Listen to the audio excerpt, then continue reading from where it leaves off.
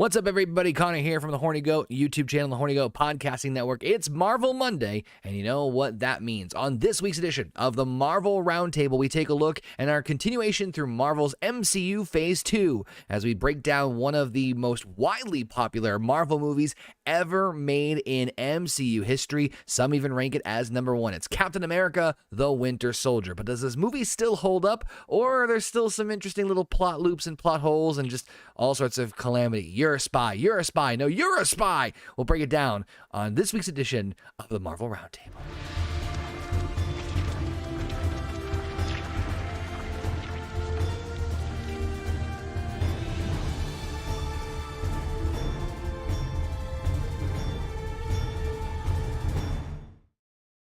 What's going on, everybody? It's yours truly, Conor here, part of the Horny Goat YouTube channel and the Horny Goat Podcasting Network. Thank you all for tuning in to another edition of the Marvel Roundtable, the fun series where we at the Horny Goat crew each and every single week break down each and every single Marvel movie in the MCU's history. Of course, this week is no secret. We are doing Captain America, the Winter Soldier as part of MCU's Phase 2, arguably one of the best slash most popular Marvel movies ever made, even from the past all the way up to now. We're going to have a chance to break it down, see if it holds up. But of course, I am not alone. Of course, I've got with me everyone's favorite bear from upstairs, Canadian Basement.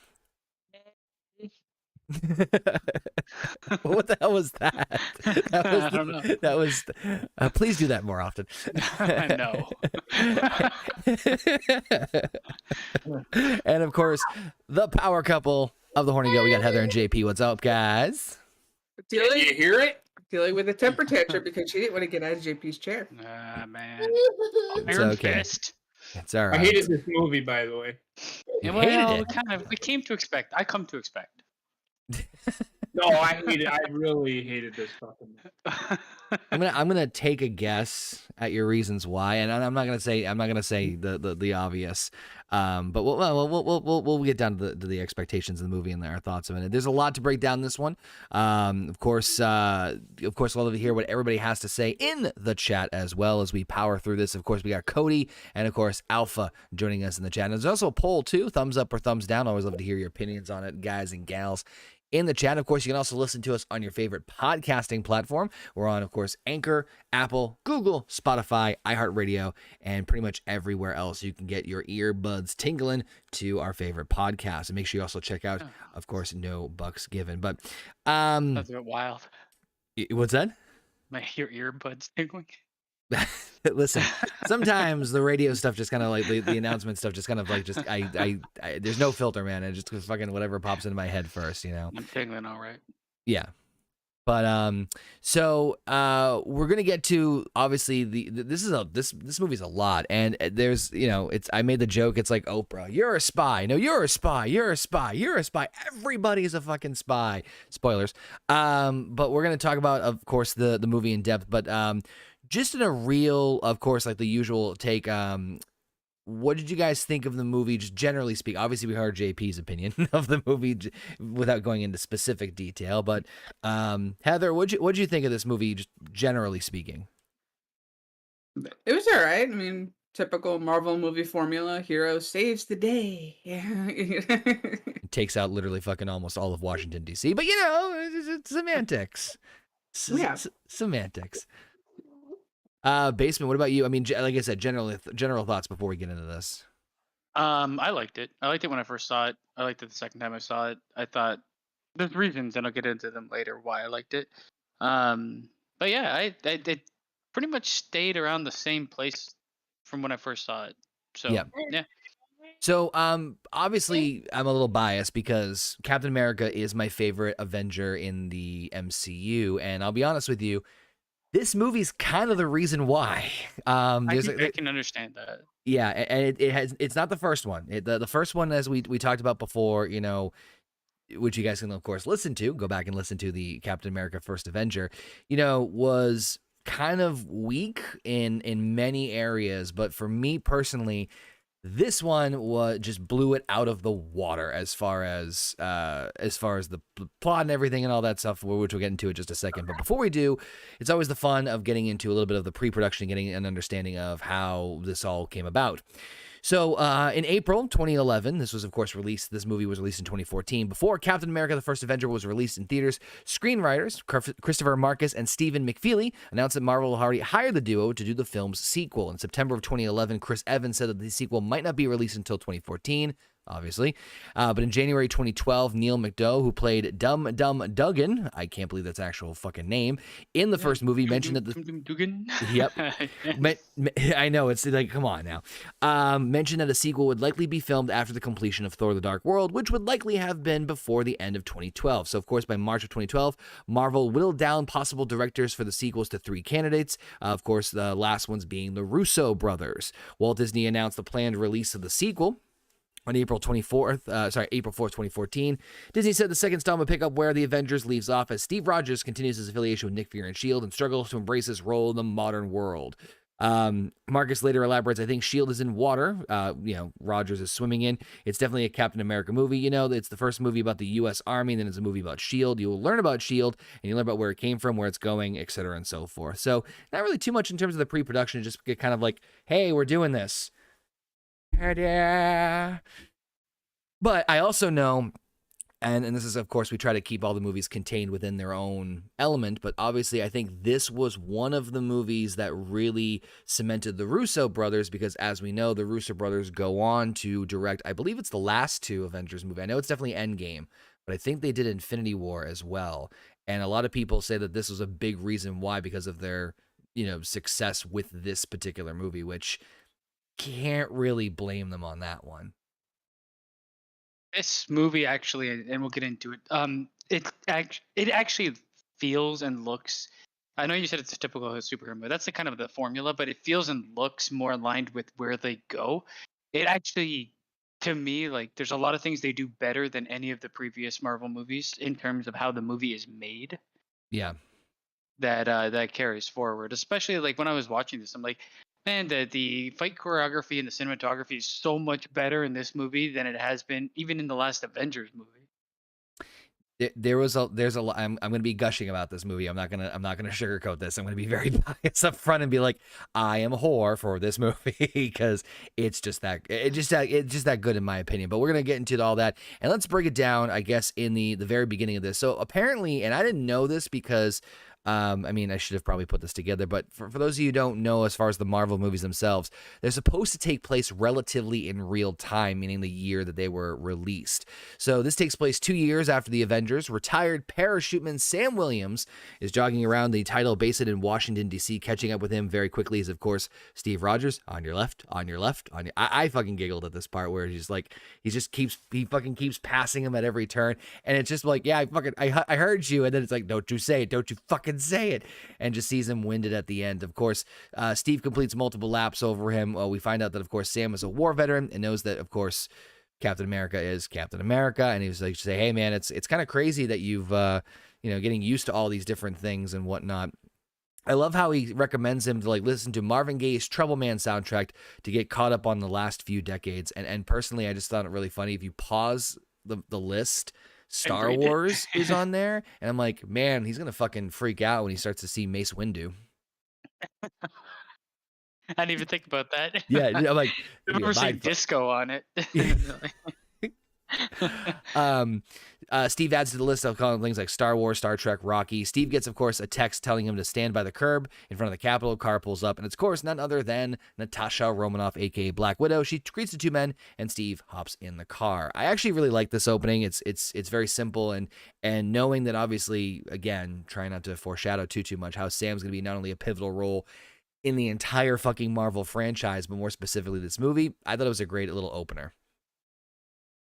I agree. I mean, it's the one thing where we're following up with it's the sequel to a movie and it's not immediately starting in action, and this movie does this well for the most part. Like they've juggled the action and the politicking of what's going on pretty good, and this is the beginning of it. It's good at introducing Falcon. within the actual storyline as him not being a gnome, but them sharing an interest. And it also reintroduces Steve Rogers as a guy that's a bit more down to earth, running around in public and shit like that. So I enjoyed it. It has a fun quip, and I did try. I didn't pause it, but I was like, I need to read that fucking list.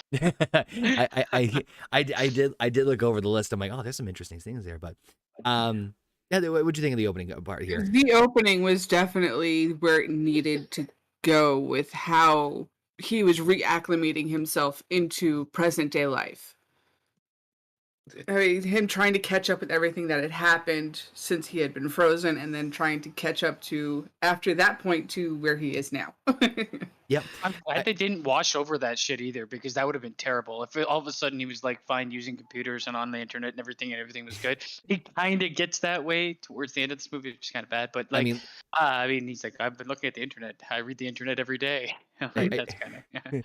I did. There's a line later on where it's like, you do anything? It's like, well, all the guys in my barbershop quartet are dead, so no, I'm free. I'm like, well, wow, that's fucking little dark, but it was enjoyable. But so I personally like this because, like Basement said, it's not like you roll right into action. It's another one of those quiet-ish, slower scenes that lets you kind of like really take in, like, oh yeah, this he's like reacclimating things. And it's also obviously a lot of connection to, you know, veteran lifestyle and vets coming back in from, or at least they're trying to portray him like having that similar mindset and appreciative of those and trying to find familiar bonds in other people, because obviously he needs to find familiar bonds with other people. He has pretty much no one.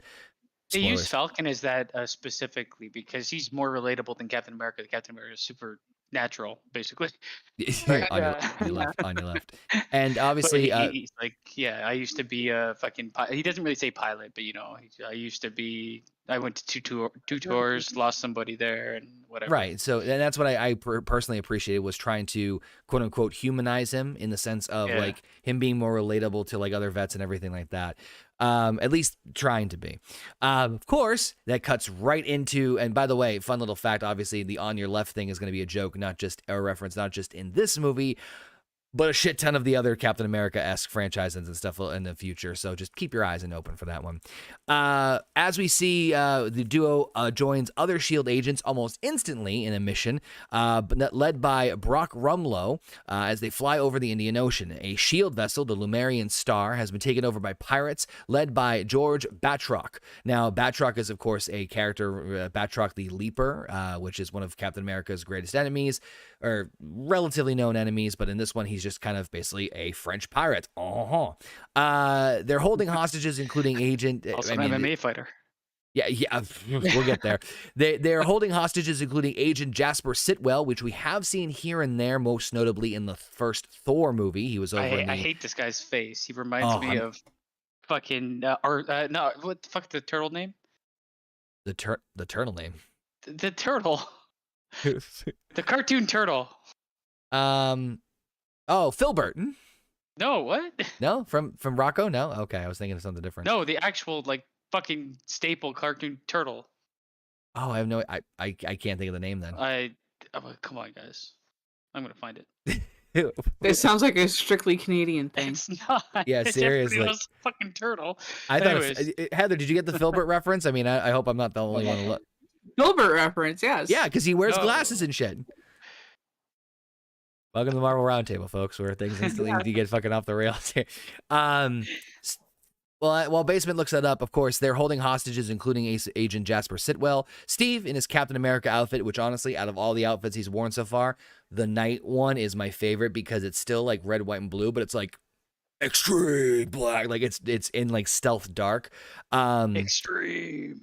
Dives out of the jet armed only with his shield and no parachute. Lands in the water, climbs on the ship, beating every goon that comes his way. Sorry. What? Franklin. Oh, Franklin. Oh, God. I just didn't think of the glasses. I don't know. He's got a fucking turtle head.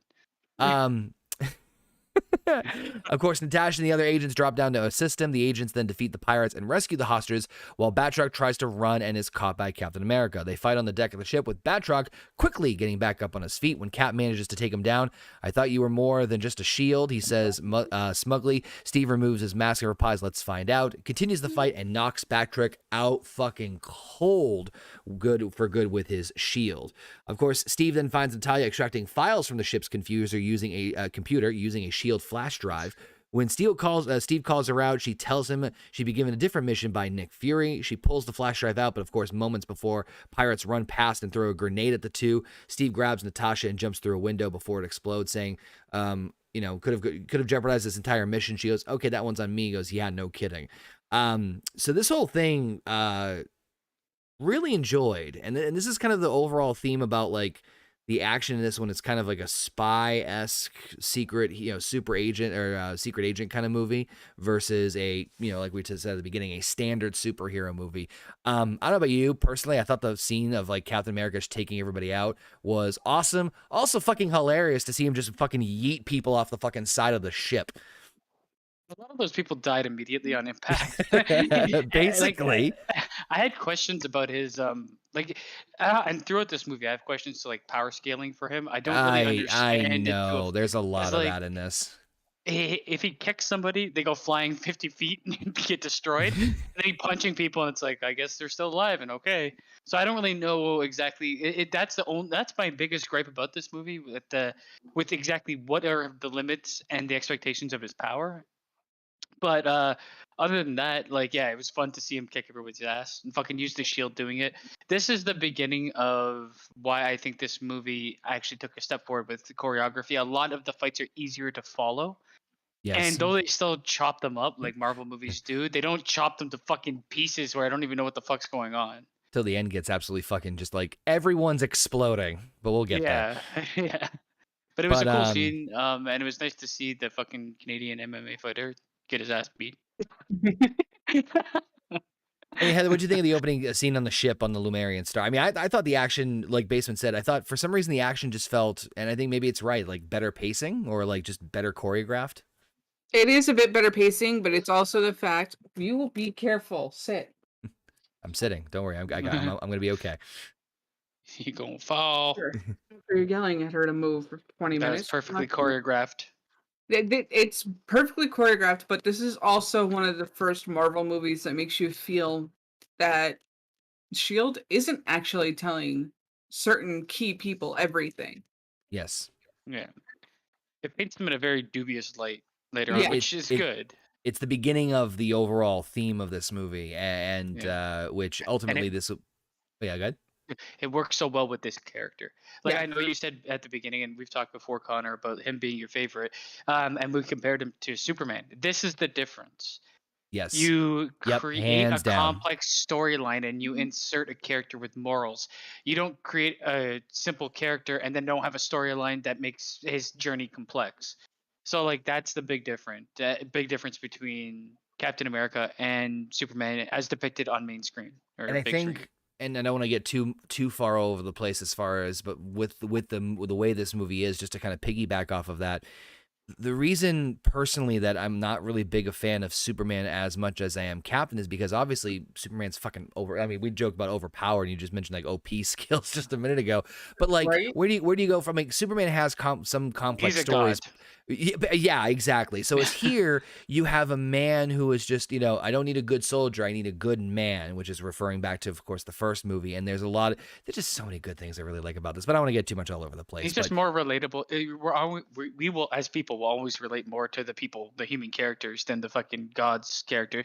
But hey, look at Thor. He's a god, and they did that right because they had other gods introduced at the same time. Right. But yeah. Anyways. So, Steve obviously is bullshit at the fact that he was kept in the dark about Natasha's task. And he actually makes a pretty fucking valid point to Nick Fury. It's funny how Nick was kind of trying to go back and forth with him. And every time I'm like, no, I'm fucking agreeing with Cap on this one. You cannot it can't, if I don't know what the fuck's going on, I can't lead a mission. And he's like, yeah, I'm like, you're absolutely 100% right. So upon returning to Triskelson, S.H.I.E.L.D's headquarters on Theodore Roosevelt Island in the middle of the Potomac River. Steve goes to Fury's office to confront him.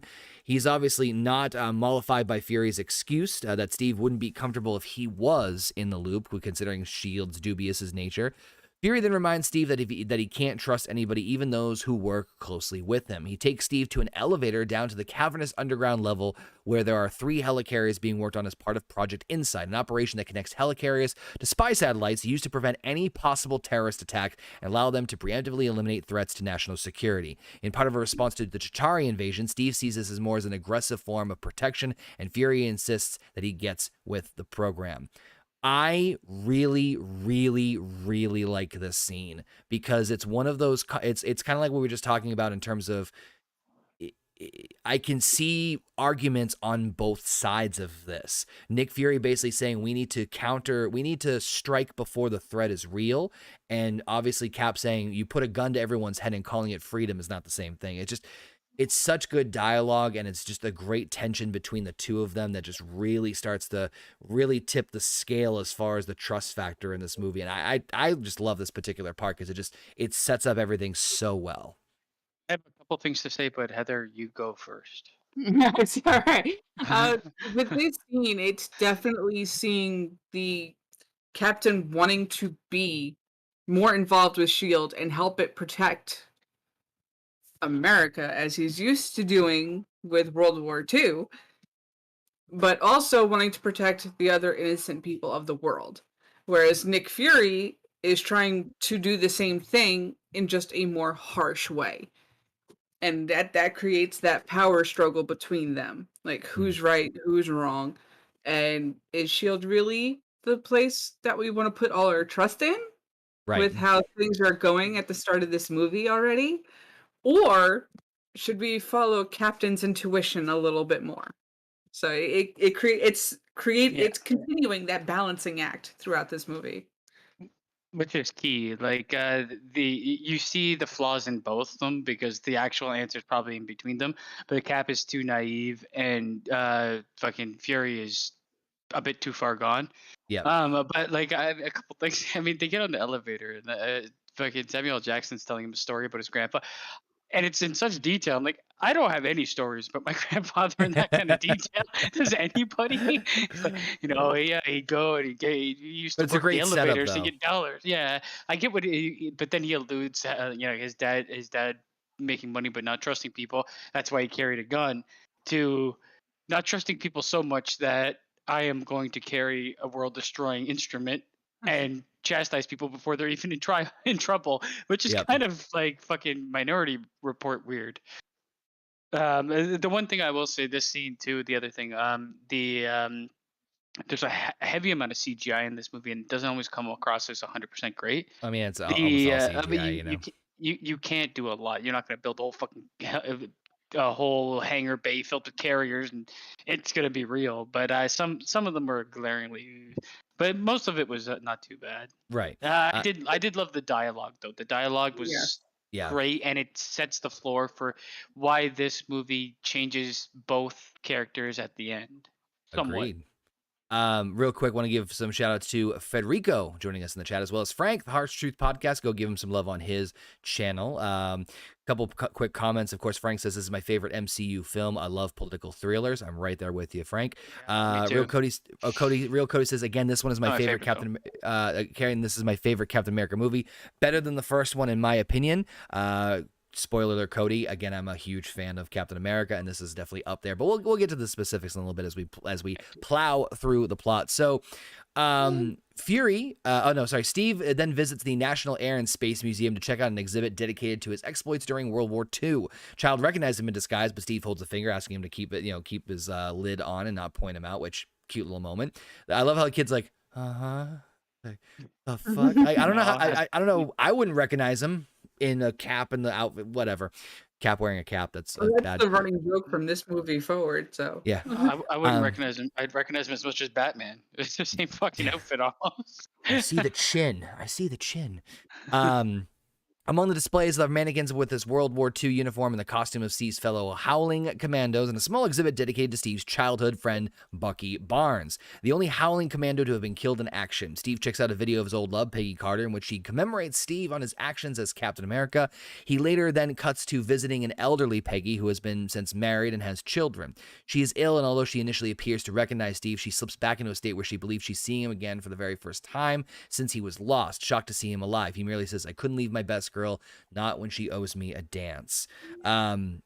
This kind of harkens back to slowing it down and kind of re-educating the audience if you haven't, like, just kind of a refresher from the first movie, but also especially that scene with Peggy, man, that was like, ugh, that was a little bit of an emotional, like, wow, okay, like, holy shit, like, okay. what was it? So I was like, yeah, this seems pretty good and everything. And then I realized that Peggy was a CGI monster. I know. I'm not defending the CGI on that one. I'm not going to defend I that. wanted to include the actress in it because she's the role, but like I think they should have just went with an old woman. Either that or using the prosthetic makeup. Apparently they tried and it just wasn't happening. Which is funny because I think they did a better job with in future movies, hint hint. But so JP, I know you kind of just joined us in the whole fray. We kind of talked a little bit about a good chunk of this part. So we're up to the part now where he just visited the museum and kind of caught up with Peggy, and she has like the dementia and can't recognize him. So I would just kind of like rapid fire thoughts on like your thoughts on like the opening scene where like he or anything up into this point in the movie. So you have kind of refreshed me. I'm sorry. Sure. No, that's okay. It's all good. So we had like the opening scene where he's running by Sam with Falcon on your left, on your left, on your left. Okay, so what? So when they started this, and I've seen this movie twice. This is actually 3 times. This is my 3rd time seeing it. I'm like, how does he know this guy? He doesn't. He doesn't. I know. Oh, he figured that out with that. Gotcha. I Okay. get that, but I'm like, but he catches up to him like, and this guy's my best friend. I got to run faster than he does because he's running fast. And like, I just didn't understand it. I don't know why it was needed. I understand it introduces Sam. Yep. I mean, Sam being part of the military, you'd recognize him pretty much right away, right? I would imagine so. That was kind of what I got from it, but yeah, not me. Because he does say he knows who he is pretty much as soon as they actually start talking. Well, plus he also figures like, hey, this guy's running like 13 miles in half an hour. Yeah, so it's like, okay. We've never run 13 miles. The most we've ever run is 4 miles. We don't run.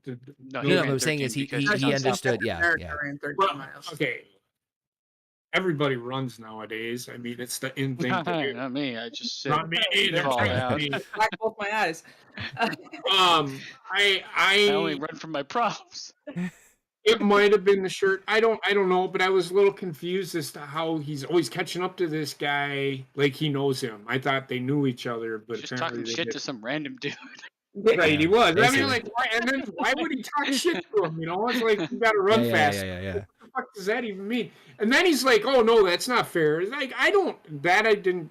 Weird. Okay. Then the scene on the aircraft carrier, just the action sequences where he's just like fucking throwing people off the fucking side of the ship, and then he's having that fight with Batroc, the pirate. He's in like the stealth in like all black. Fucking MMA. What's his name? Fucking Gerard something. George St. Pierre. George St. Pierre. There we go. Yeah, I mean, I get it. Captain America. Yeah. Fuck yeah. Cool. About the only thing that I cared for in this movie is when Scarlett Johansson pulls up in that fucking whatever she was driving. Hey, you guys know where the Smithsonian is? I'm looking for an old fossil. I mean, that was pretty good. One line. You should have just whipped out his dick right there. He should have. He was level with the car. And then we were talking about like how the movie did a pretty, I think for all of us, thought it was a pretty good job of kind of setting up the conflict between Cap and S.H.I.E.L.D. with the conversation with Nick Fury about how they show the helicarriers and how this isn't freedom. I have questions. Fire away. But the way that they explained it, it really wasn't. It was like some weird sort of like Minority Report type fucking system that they were. It's like we're gonna stop violence before it starts, but then what? So throughout the whole movie, I'm like, I didn't care for it. So they built helicarriers that could pinpoint any individual person. They Yes, never at have any to individual land. time. That was the other thing. They never have to land. I got. I was like, but out of how? fucking fuel. I wonder how they never run out of fuel. Because there's The three way of I them. understood it, Elon Musk must got a hold of those fucking vehicles. the way I understood it, because they were gonna end up in like an orbit of the planet, not necessarily or something. That's what I Yeah. understood too. Is well, not an Yeah. orbit, but they'd be Like high. They'd be high enough I- that they would use satellites to help with the positioning and then figuring out where the enemy is. And They just wouldn't need fuel at a certain level because they'd be far enough away from the planet. I don't know, because that's what they say. Otherwise, it makes no sense. Yeah. I mean, yeah, they have the fucking everything needs fucking power. Mm-hmm. Yeah, But Tony Stark came in and was like, "We can fix this. I can reverse time." Tony Stark is fucking incredible. well, yeah, he's Tony Stark. He can do everything. Tony But Stark didn't help this movie. I can tell you that. He wasn't in it. Only his name. and then of course the scene in the Smithsonian where he's checking out the exhibit and kind of catching up with things and catching up with Peggy Carter. Yeah, I get that because I know you guys were talking about the whole, well, he is still dealing with, being 95 years old and all this shit. I'm literally going to call bullshit on that because he seemed okay with it in the last fucking movie. Well, what? In the last which movie? Oh, the Avengers movie. The last movie he was in, he seemed pretty okay with it. Oh, he was punching bags in a fucking gym by himself. Well, I get that. But as the movie went on, he seemed pretty okay with it. I think it's because the Avengers wasn't really going to explore his backstory. That's what these single movies are for. And I understand that. But still, his mannerisms just showed me that. I mean, come on. I get it. They did refer to it a couple times in I the Avengers. get it. If I'm I not get wrong. it. But he just seemed like he was fine with it. He was. He wasn't. And he's still kind of relatively fine with it. It's just like, I mean, well, I think Natalia's actions on the thing was like, oh hey, you're doing something completely different than what I was told the mission was. So now it becomes an issue. It's like, oh, you can't expect me to do my job if I can't trust the people or know what the fuck is going on with everybody on the team. No, but I think what JP's talking about is him a man out of time. And maybe putting more emphasis on his struggle with being a man at a time. For the most part, he's better than pretty much I think anybody on planet Earth would be with being a man at a time. Seriously, they do reference it and they do a bit of it, but in the end, it's got to deliver as a superhero movie, not like a drama. So I hear you, but still, if we're gonna talk about how he's struggling with being 95 years old in 2020 and still looking like a 25-year-old svelte young man. I think come on. They focus his struggles on Bucky and on fucking what's her face? Peggy. I think they pinpoint that. Yeah, I would argue that, or I would contest that it's not so much about him getting adapted to the modern world, but more just adapting to his life without the people that he had or the things that were that's like the relationships that he had. I mean, I'm still adjusting to life without my father, much like you probably did. I mean, it's only been a couple of months, so I mean, I get it. I understand that part of it. Yeah. But I wasn't frozen in time, which he should have died. No, but I mean, they did say that they do show a flashback where he lost his parents or one of them after the other one had already passed. His mother, yeah. We'll get into it. Went back and when he flashed back to 1947, him and Bucky were going to his apartment or whatever. Yep. That thing. But we'll get to it. I mean, we'll get to it. So yeah, we're basically caught up to where we were, right? Yep, perfect. That's great. So Fury tries to access the files on the flash drive that Natasha got for him, but he's unable to get past security with something being apparently set up in there by himself. So he goes to meet with the Secretary of Defense, Alexander Pierce, played by the fantastic Robert Redford. I'm a huge fan of this man, so... Oh, I saw JP. Hey, pump the brakes. Pump the brakes. In what? Oh, well, in this world, apparently the Department of Defense has a hand in fucking everything. If that isn't further from the fucking truth, I'm yeah, sorry. no. I I don't know. buy it.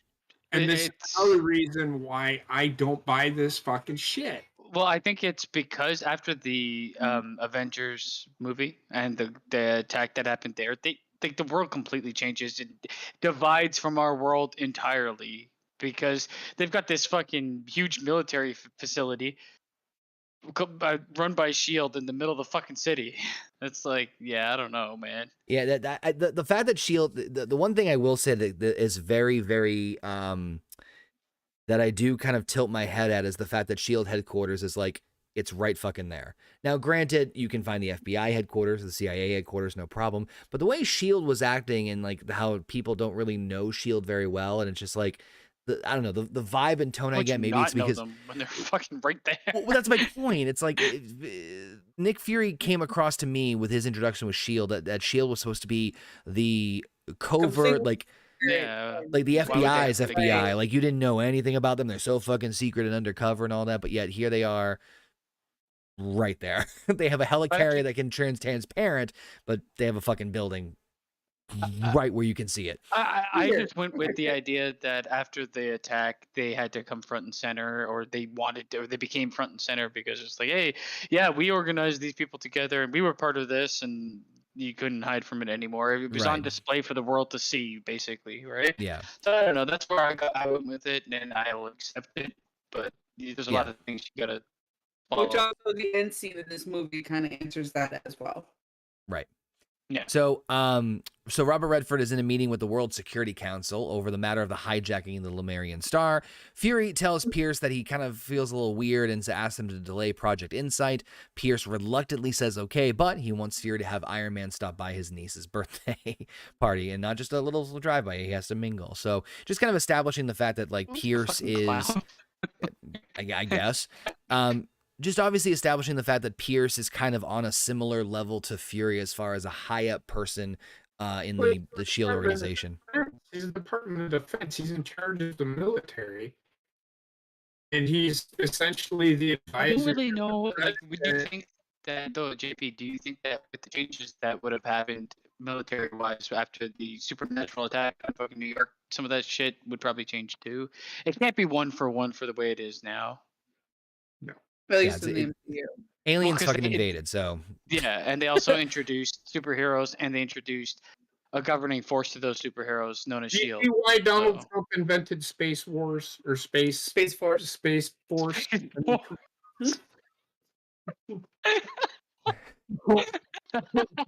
That was episode A of Space Wars. Space Force. I don't know why I said Duke Floor Walker. Oh god. Space Force. I'm sorry. Duke Skyhopper and all these guys are gonna be great. Duke Floorwalker and his father. Waiter. I don't think it would. I don't think it would. Well, I mean, I guess this is why this is what gives them credence to go off the map with things that make sense. Yeah. Who is the Department of the Secretary of Defense is nothing more than a secretary to the president advising him.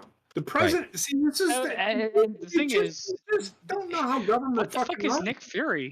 He's not the president. He's the director. Unless, and this is, I'm gonna stretch here on a limb here. Unless it's the Secretary of Defense for S.H.I.E.L.D. It has to be. Then I could buy it. It has to be because we're not like there's no presidential involvement in this movie. Yeah, because that's the way I looked at it. I did not look at it as like this guy was an advisory to the president. I looked at him as he was S.H.I.E.L.D. only. Yeah. He's a Secretary of Defense. If he's a Secretary of Defense, is he in the Pentagon? He's a Secretary. No, he's in advisor S.H.I.E.L.D. to the president. Tetragram or So whatever the fuck it was called. that's the way that that's the way They had a name I for saw it. it. I that's the way I saw it anyway. You notice who was on that council as well? Fucking Dark Knight. Yeah, oh yeah, I got that too. Fucking Lau from the Dark in Knight. that- Yeah, He's always in that fucking position. I'm like, you stole money from the. You should be. You're in Gotham. What are you doing here? Fury tries to. I already went over that. Steve, meanwhile, visits the VA where he meets Sam, providing trauma counseling to other veterans suffering from PTSD. Actual legit PTSD versus Iron Man theory. That's actually right dead on. Yep. Your dad actually sat in those kind of meetings. Yeah. After the group meeting, Sam reveals to Steve that he lost his friend Riley in a battle in Iraq after he shut down in the air with an RPG. Despite the loss of his friend, though, Sam still loves flying and asks Steve what makes him happy. He says he's not sure. And again, kind of planting the seeds not only in terms of the relatability with him and Sam as they're trying their best to do, but also with kind of, again, pushing the idea of Steve just like, well, I thought it'd be just with S.H.I.E.L.D. all this. Yeah, oh yeah. He's just like, I don't know what's gonna happen. I don't know what's gonna happen. So just another enjoyable little scene there. But this next part, holy shit, this is a lot. So let me just barrel through this because it's a long description. So Fury is driving and he's starting to get a little suspicious about everything just going on. He contacts Maria Hill, who we saw from Avengers, to rendezvous with him. As he stops at an intersection, though, a police car pulls up alongside Fury on his passenger side. Fury notices the officers are looking at him kind of weird. And he goes, would you like to see my lease? They pull ahead for a quick second, but as Fury pulls into the intersection, another police car comes in, T-bones Fury's car on the driver's side, sending it into some like barricade area.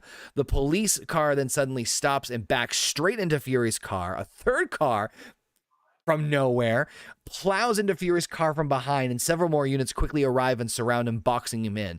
Then we see a black windowless van pulling up to start discharging a full fucking SWAT team, because sure. The patrol and SWAT officers draw submachine guns and assault rifles and take up positions around Fury's car. The onboard computer informs Fury that there are no police units in the area, meaning these cops are obviously hired assassins. Seconds later, the assassins open fire, riddling with bullets. It does them no good as the car is armored and the windows are made of bulletproof glass for convenience sake. When that fails, they move to their next strategy and they grab a hydraulic battering ram from their van that they're just carrying around and try to use it to break the glass window on the driver's side. As soon as the computer reports to Fury the window's integrity has reached 1%, Fury grabs a hidden minigun and opens fire. I wish my car came with that, killing most of the assassins and destroying few of their cars. After a prolonged exchange of gunfire, he commands the car to drive away. Fury takes off on autopilot and does this lengthy pursuit. He tries to get to a safe location, but before he can find a safe spot for him, he sees a figure dressed in black standing in the middle of the road. A mysterious mercenary shoots a magnet bomb that attaches itself to the underside of Fury's car, explodes the car, and flips the car over. Then the would-be assassin walks over to the vehicle, ready to finish Fury off, but he escapes in time by burning a hole through the roof of the car and the street below, sure, with a laser weapon. Whew! It's called a lightsaber. This is a... This is Mace Windu we're talking about there, motherfucker.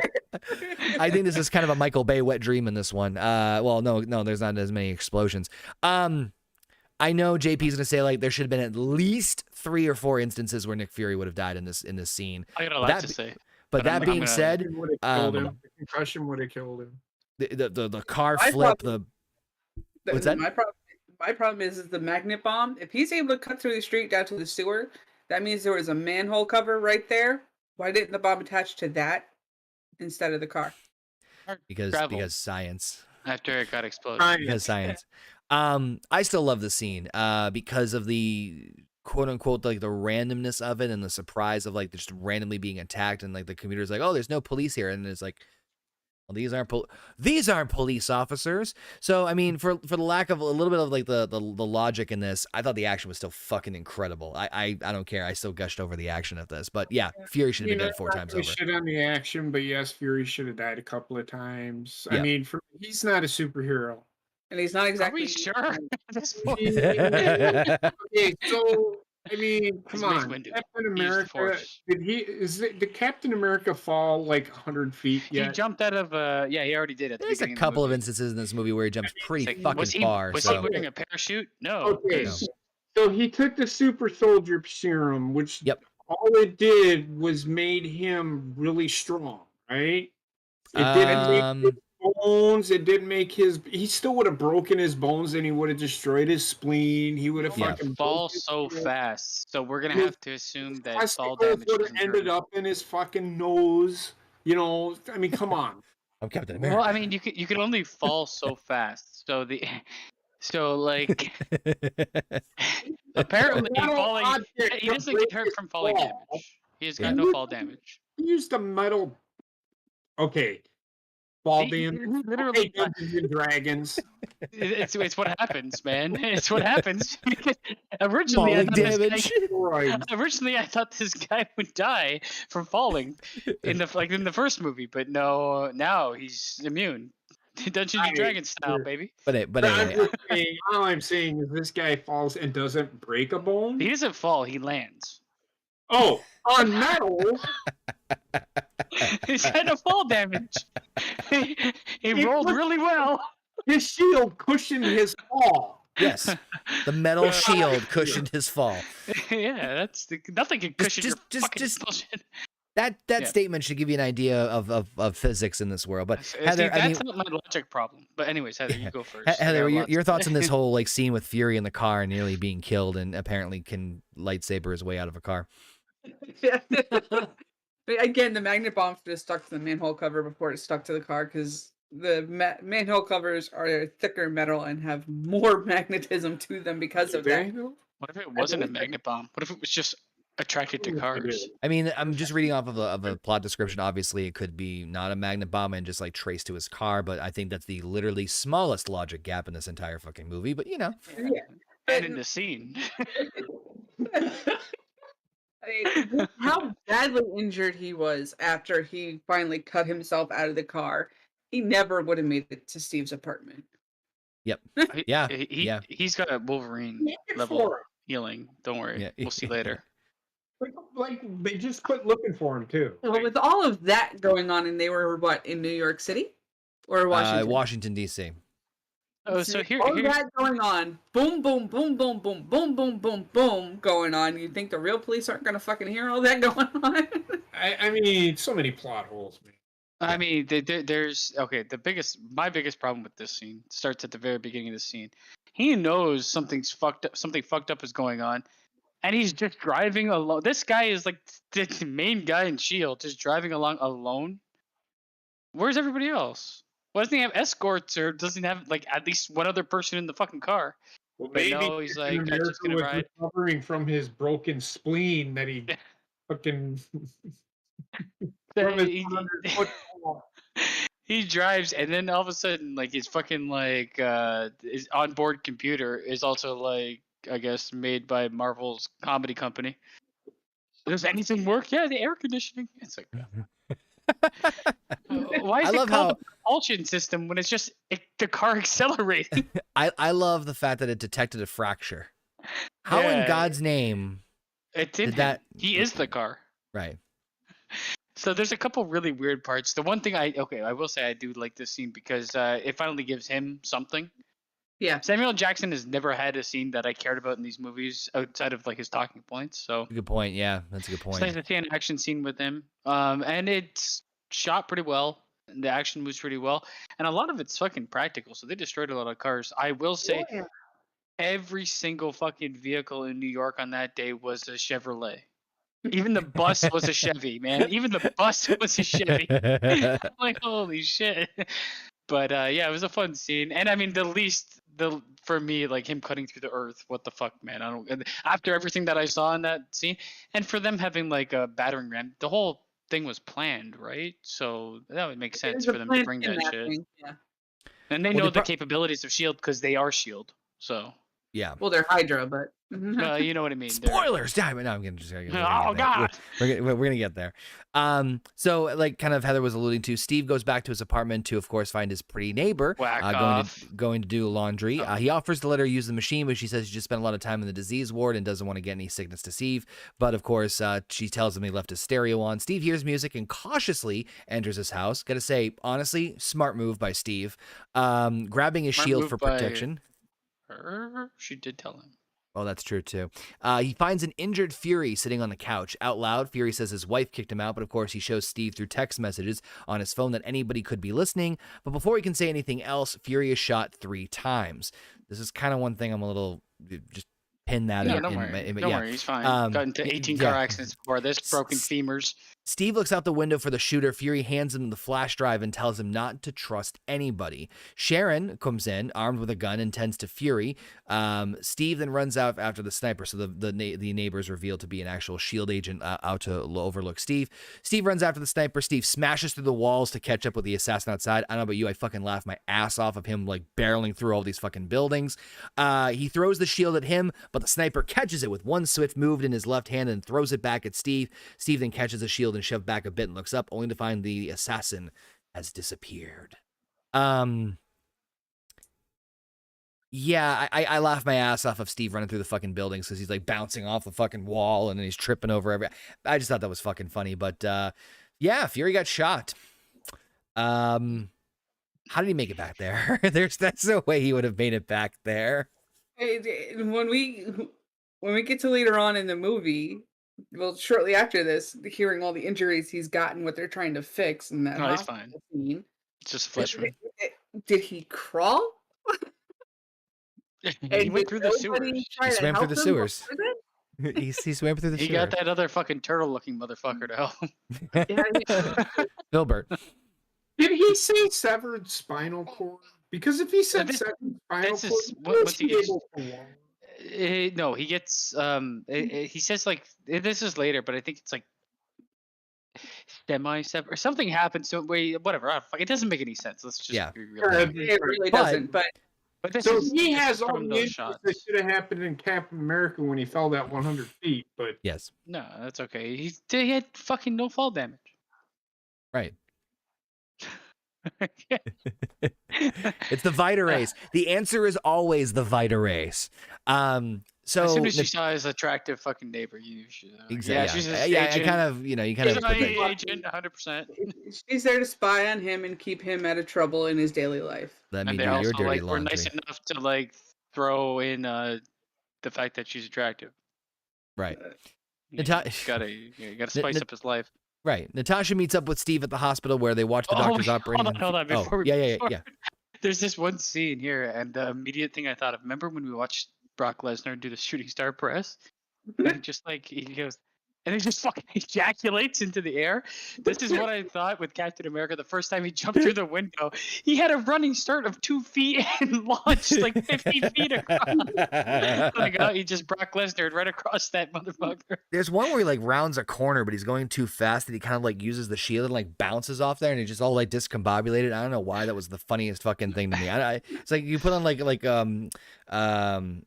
what's the music? They just do good shit. But yeah, he's the physics of Captain America. All right, 1, 2, boing. The fucking Super Mario mushroom on him. Natasha meets up with Steve at the hospital where, of course, they watch doctors operating on Fury. Maria Hill joins them. Doctors try to revive him, but Fury flatlines and presumably dies. Afterwards, Natasha asks Steve why Fury's in his apartment. He claims to not know. Right as Rumlow tells him that they need him back at S.H.I.E.L.D. for questioning, Natasha calls Steve a bad liar, and they separate. And we see that Steve hid. We see that Steve hid Fury's flash drive behind a pack of gum in the vending machine, which makes no sense. Why would the guy operating it be like, "What the fuck are you doing, man?" A lot of the plot holes in this movie, I am willing to kind of whatever comic book movie for the most part. This one is the only one I can't. Why? Why would that is the worst. Why? So you tell me in $5 if someone what's that $5 later they would have gotten that fucking thing. Yeah, it's not just the why, it's the how. How does somebody from 1945 know how to take apart a Oh vending no, machine? someone was working on it at the same time.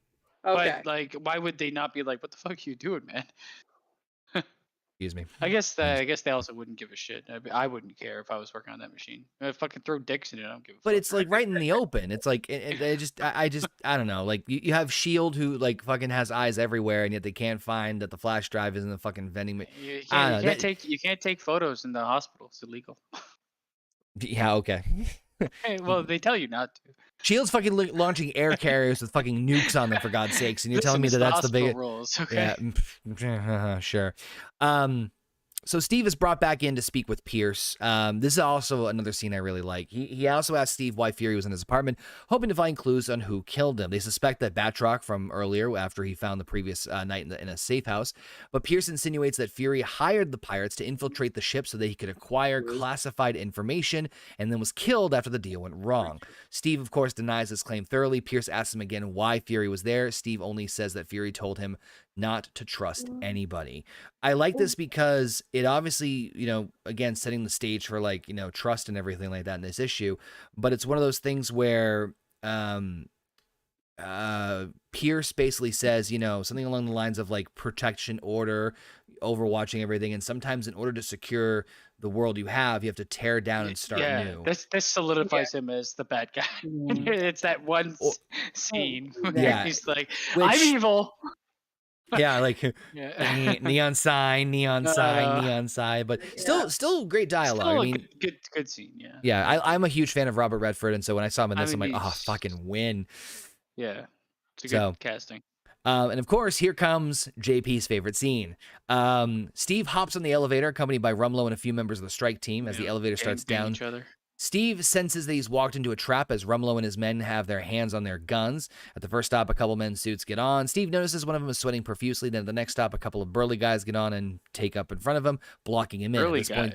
Burly guys. At this point, Steve decides to let them know that he's going. He knows what they're trying to do, prompting them to attack him. They strap magnet cuffs to his wrists and hold an electric stunning rod to him. But Steve overpowers them and knocks everyone out cold, Rumlow being the last one to fall. Sitwell sees the fight through the surveillance camera in the elevator and orders the strike team to get the elevator. Steve breaks off the cuffs with his shield, smart move, and sees the strike team heading his way. He breaks off the elevator wires to send the elevator down to a lower level. The team still approaches, so Steve breaks through the glass in the elevator, falling dozens of floors, and hits the plaza, landing on his shield. Because of course, shield saved. What are you talking about? Vibranium. He runs into the garage and rides out on his motorcycle, evading the obstacles laid out by S.H.I.E.L.D. A Quinjet emerges to shoot at Steve, but the S.H.I.E.L.D. has no fucking bounds by physics. He throws his shield into the engines, grounding it and giving him an opportunity to hop over it and escape. Sitwell, of course, orders S.H.I.E.L.D. agents to be on the lookout for Steve. Sharon demands to know why they're issuing a manhunt for Captain America, and Pierce comes in the room and brands him a fugitive for withholding information about Nick Fury's death. Holy action tits, Batman. This was a lot. I don't give a shit. I know it's fucking doesn't make any sense. This was so much fucking fun. I don't give a shit. I don't give a shit if it makes sense. I don't give a shit if it makes sense. I mean, it was fun. I was waiting for you to like slip up and say shit. Well, it's so close. Almost. Agent Shitwell.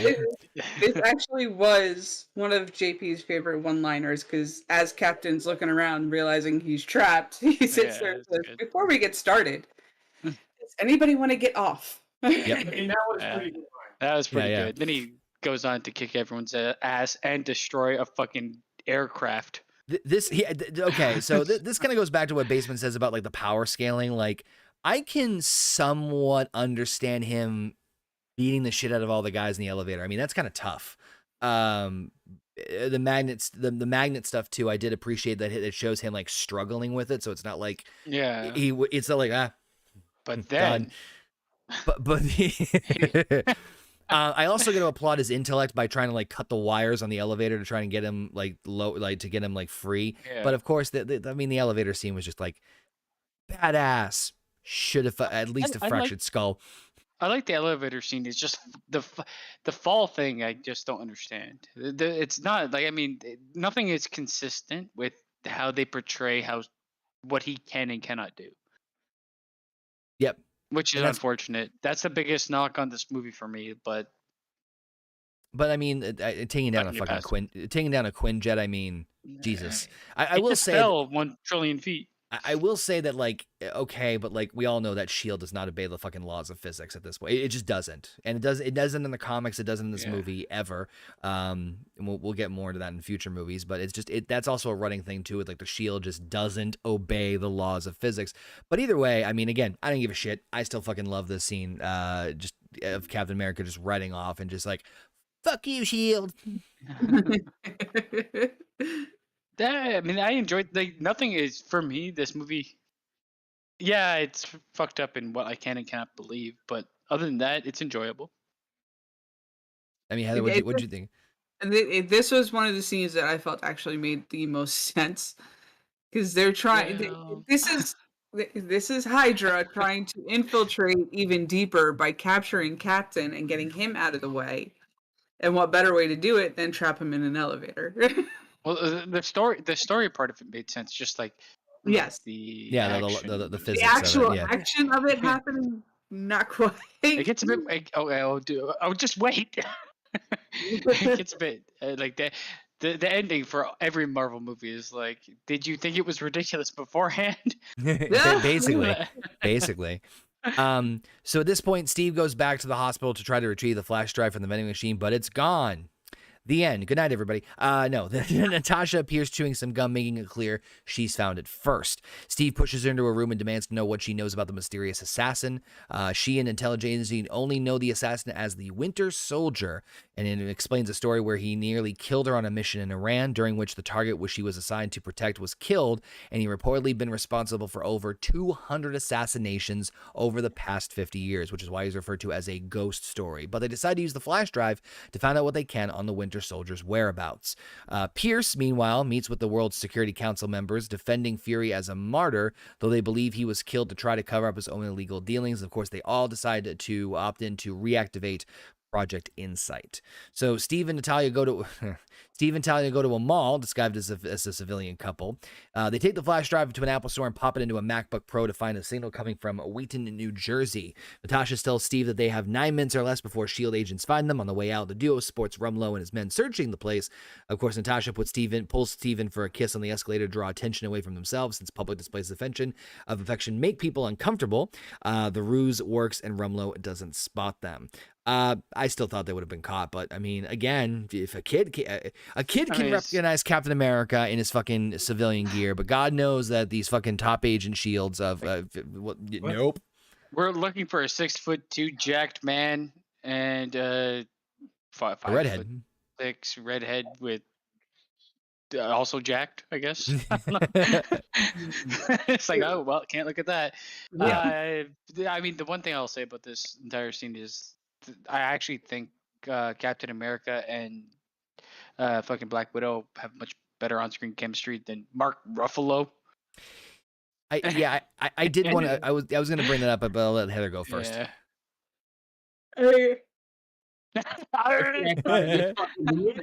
PDAs make me uncomfortable, so I agree with what she said. I mean, she's not wrong, and it's good. It's good that it shows off that side of what the character is actually about. Black Widow, she knows how to play people. Yeah, she's been trained in how to trick and deceive people. Yeah. So this is the perfect scene for her. And it gets them out of the mall without much in the way of being caught or anything like that. But yes, if they weren't positioned the way they were, he would have been recognized. Yeah. But with her head blocking most of his face, it would have been impossible for anybody to tell who he was. Yeah. Right. So it made sense at the same time. And also, you don't want to stare at somebody kissing someone. Yeah, exactly. Can we go back to the Apple Store fucking employee? Hi! Oh, God, yeah. I had the same glasses. It's like they nailed that scene. I honestly, you guys are basically that character. I honestly think that was a poke of fun at Clark Kent. It was, but you know what? Yeah. There are employees at the Apple Store that are like that. I know. And you wonder why I'll never get an One iPhone. reason I will never use Apple ever again. I mean, Yes, I'm right there with you. This movie does highlight how often, like, how attractive the fucking two leads are versus like just everybody else. Like specimen. I'm like, what the fuck? So, but now comes. Why would you go there? Yeah. But now comes exposition time and explaining the true plot of what's going on and the secret, the big secret that everyone is trying to figure out. So, Cap and Natasha enter the facility, which is discovered to be an original S.H.I.E.L.D. Office. They find framed portraits of Howard Stark and Peggy with Colonel Chester Phillips. Steve looks behind a bookshelf and uncovers a room full of computers. I did kind of like the line, if you have a secret headquarters, why do you need to hide the elevator? It's like, touche. The only modern type of technology in the room, though, is a small port for the flash drive. Natasha inserts it and activates a computer. We hear a German voice speaking and analyzing the two of them. Of course, the voice belongs to Dr. Arnim Zola, the Hydra scientist responsible for building Red Skull's various weapons from the first movie. He transferred his consciousness into a computer in 1972 when his body failed him because of a What? Yeah, because of a terminal illness. Zola explains to the duo that Hydra was formed on the belief that humanity could not be trusted with its own freedom, and after the war, as part of Operation Paperclip, the United States government recruited Zola and other Hydra operatives when they conspired against their new employer, or where they conspired against their new employers. Since then, S.H.I.E.L.D. has been nothing more than a front allowing Hydra to continue their work, influencing history from the shadows, including various politicians and even Howard and Maria Stark. As one last bombshell, Zola reveals that this whole exposition speech was to stall Steve and Natasha, so they'll be hit by a missile Hydra has sent to take them out in less than 30 seconds. Steve and Natasha jump into a hole as the missile hits, destroying the computers. Of course, Steve protects himself, of course, and Natasha as the place crumbles with the cushion of a shield. Shield. Rumlow and his men search the place to make sure there are no survivors, but obviously Natasha and Cap escape. So Zola's a floppy disk. Yes. Zola's pretty much very relatively close to what he is in the comics. And I will say that I'm glad that it didn't kind of let that linger more than it needed to. Obviously, the idea of transfer somebody's consciousness into a computer is fucking physically impossible, but this does mimic the comics, even down to the fucking camera. They had that down almost pat. I think the concept of Hydra being sneakily behind S.H.I.E.L.D. the whole time, I genuinely enjoyed this plot twist, to be totally honest with you, as far-fetched as it may be. And even there, like, someone would have noticed and yeah, and we took them out. And so the concept is that they would bring out the Winter Soldier when they needed to take out anybody who kind of got in their way. So the good guys are the bad guys. So S.H.I.E.L.D., they're how much of it? Some of it is, but we don't know how much. I just feel like another hold your disbelief for how long it's gone on unnoticed. And if it was noticed, it's like, yeah, I don't think you can always snuff out the fucking information, regardless if you have a super soldier or not. There's the answer I was looking for. Yeah, I personally. What the fuck? How did he transfer his consciousness? This is a huge question. 1972. I mean, the computer was a fucking size of a house. Yeah, I know. And again, I'm not looking to make it. I'm not making any sense of that whatsoever. Which is why I'm kind of glad it's like, okay, Zola was there. He explained everything, and then he's gone. Like, cool. It should have been like a DOS program. Hit 1 if you want Zola to answer this question. Zola died on the Oregon Trail. Give me that. By dysentery, or drowned by Gina. I still don't fucking hold that over her head. Yeah, no, this scene, I got the story to where the story needed to go. It's another moment of this movie where it's like, just accept, just accept it. Yeah, the tomfoolery. Yeah. But as far as the concept of that, I can buy Hydra basically piggybacking off of S.H.I.E.L.D. That actually I can make sense. Again, more people probably would have noticed, but depending on what they were trying to do, It's I good for I like could the type relatively of buy movie that. that they're going for, like I that type of like thriller and. Sorry. No, it's all right. They also kind of hinted at Hydra having some involvement with S.H.I.E.L.D. because of the Avengers movie where Steve finds all the Hydra equipment. True. Yep. Yeah. So we had that little hint right there. And it's just they were hoping that we forgot about that between Thor and Thor Dark World and all that. I mean, we had That's not to. that's the most believable part. The unbelievable part is that he turned himself into a floppy disk. Yes. Yeah. Floppy disk from 1972 that knows current information I about. could talk to you. Yeah. Yep. Yeah. Which, by the way, the floppy Which disk was makes probably the no size of a sense. fucking pool cover, but you know. I'm going to skip over this part, but I just want to say the scene where the fucking the maid comes back. Oh yeah. I mean, again Whoops. another good one-liner. Oh, I wish you knocked. Renata. I wish you would have knocked. I mean, yeah. But sir, I forgot Steven my phone. Steve and Natasha decide to hide out at Sam's home, knowing that they can trust him. Natasha expressed remorse over her involvement with Hydra agents. Sam decides to help them, but at first they need to get him equipment, a flight suit known as the XO-7 Falcon. When he asks Steve and Natasha if they can retrieve the suit for him, they scoff, saying it'll be easy. So this was kind of It'll be a cutscene away. Yeah. Basically. But I get why. But I get why they did it. I get why they did that, because they want to like the reveal, you know. But so back in DC, we see Agent Stitwell, the turtle, walks away from a meeting with Senator Stern, Gary Shandling, who we saw, of course, being played in Iron Man 2. Senator Stern, who was like, "F you, Mr. Stark." Before they part ways, Stern leans in and whispers to Sitwell, "Hail Hydra," which I thought was weird that we didn't see more of. Well, He's also anyway. talking about fucking a kid, wasn't he? Yeah, no. I was like, that's not good. At that point, he gets a phone call, and of course, it's Sam standing in Sitwell's line of sight, who instructs him to get in the car around the corner and meet with him and his friends. So Steve and Natasha take Sitwell up to the roof in a tall building. Steve holds Sitwell over the edge, threatening to drop him. Sitwell knows it isn't Steve's style, but he agrees and lets Natasha kick Sitwell off the roof. Fucking hilarious. It's like Batman-esque kind of torture or interrogation. A conversation while he's falling. They had to have a lot of trust in fucking Falcon to catch this guy, and also not be going way too fast to just obliterate him. Exactly. Sam catches. Dangling. Yeah. Sam catches Sitwell and drops him back on the roof. Now fearing for his life, Sitwell confesses that Zola created an algorithm used by Project Insight to locate certain people around the world based on personal facts or data. The targets are based on their past actions, allowing Hydra to easily track down and kill anyone who could pose a threat to them before they're in a position to fight back. Realizing that Pierce will likely have him killed for spilling secrets, Sitwell agrees to cooperate and go with them.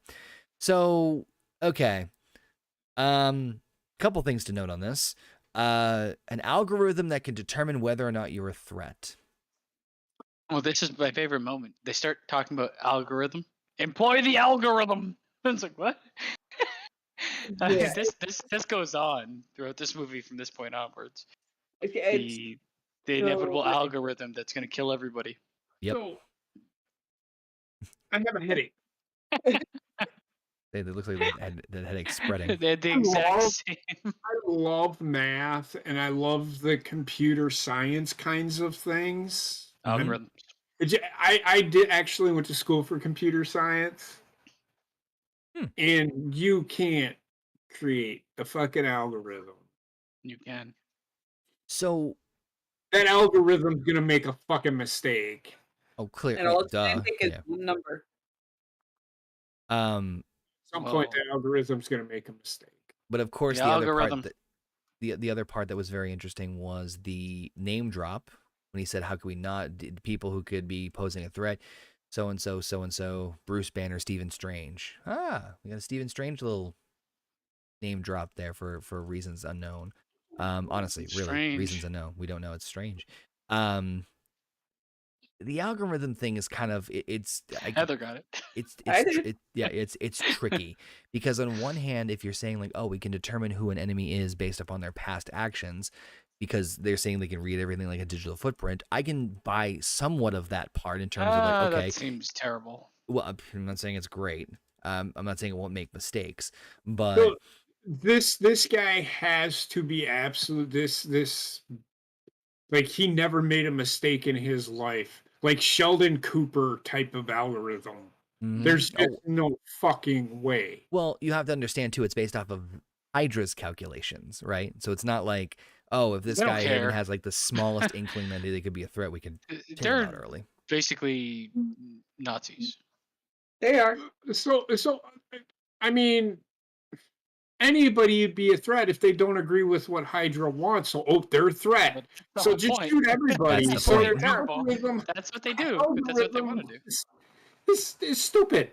But Just it's kill evil. everybody. Why? That's- Why? That's kind of what they try to do eventually. It's is what they- it's totalitarianism is what they're trying to like Yeah. with guns pointing down on them. That's the concept. No, I get it. Yeah. As Steve, Sam, and Natasha are escorting Sitwell to a secure location, they are ambushed by the Winter Soldier. I love how fucking he just ripped Sitwell Oh man, out. okay, hold on. The Winter Soldier, ever since his like entry point, this is like this is the best, one of the best things that they do in this movie. So The introduction of the Winter Soldier and how they treat the character in this movie is absolutely great.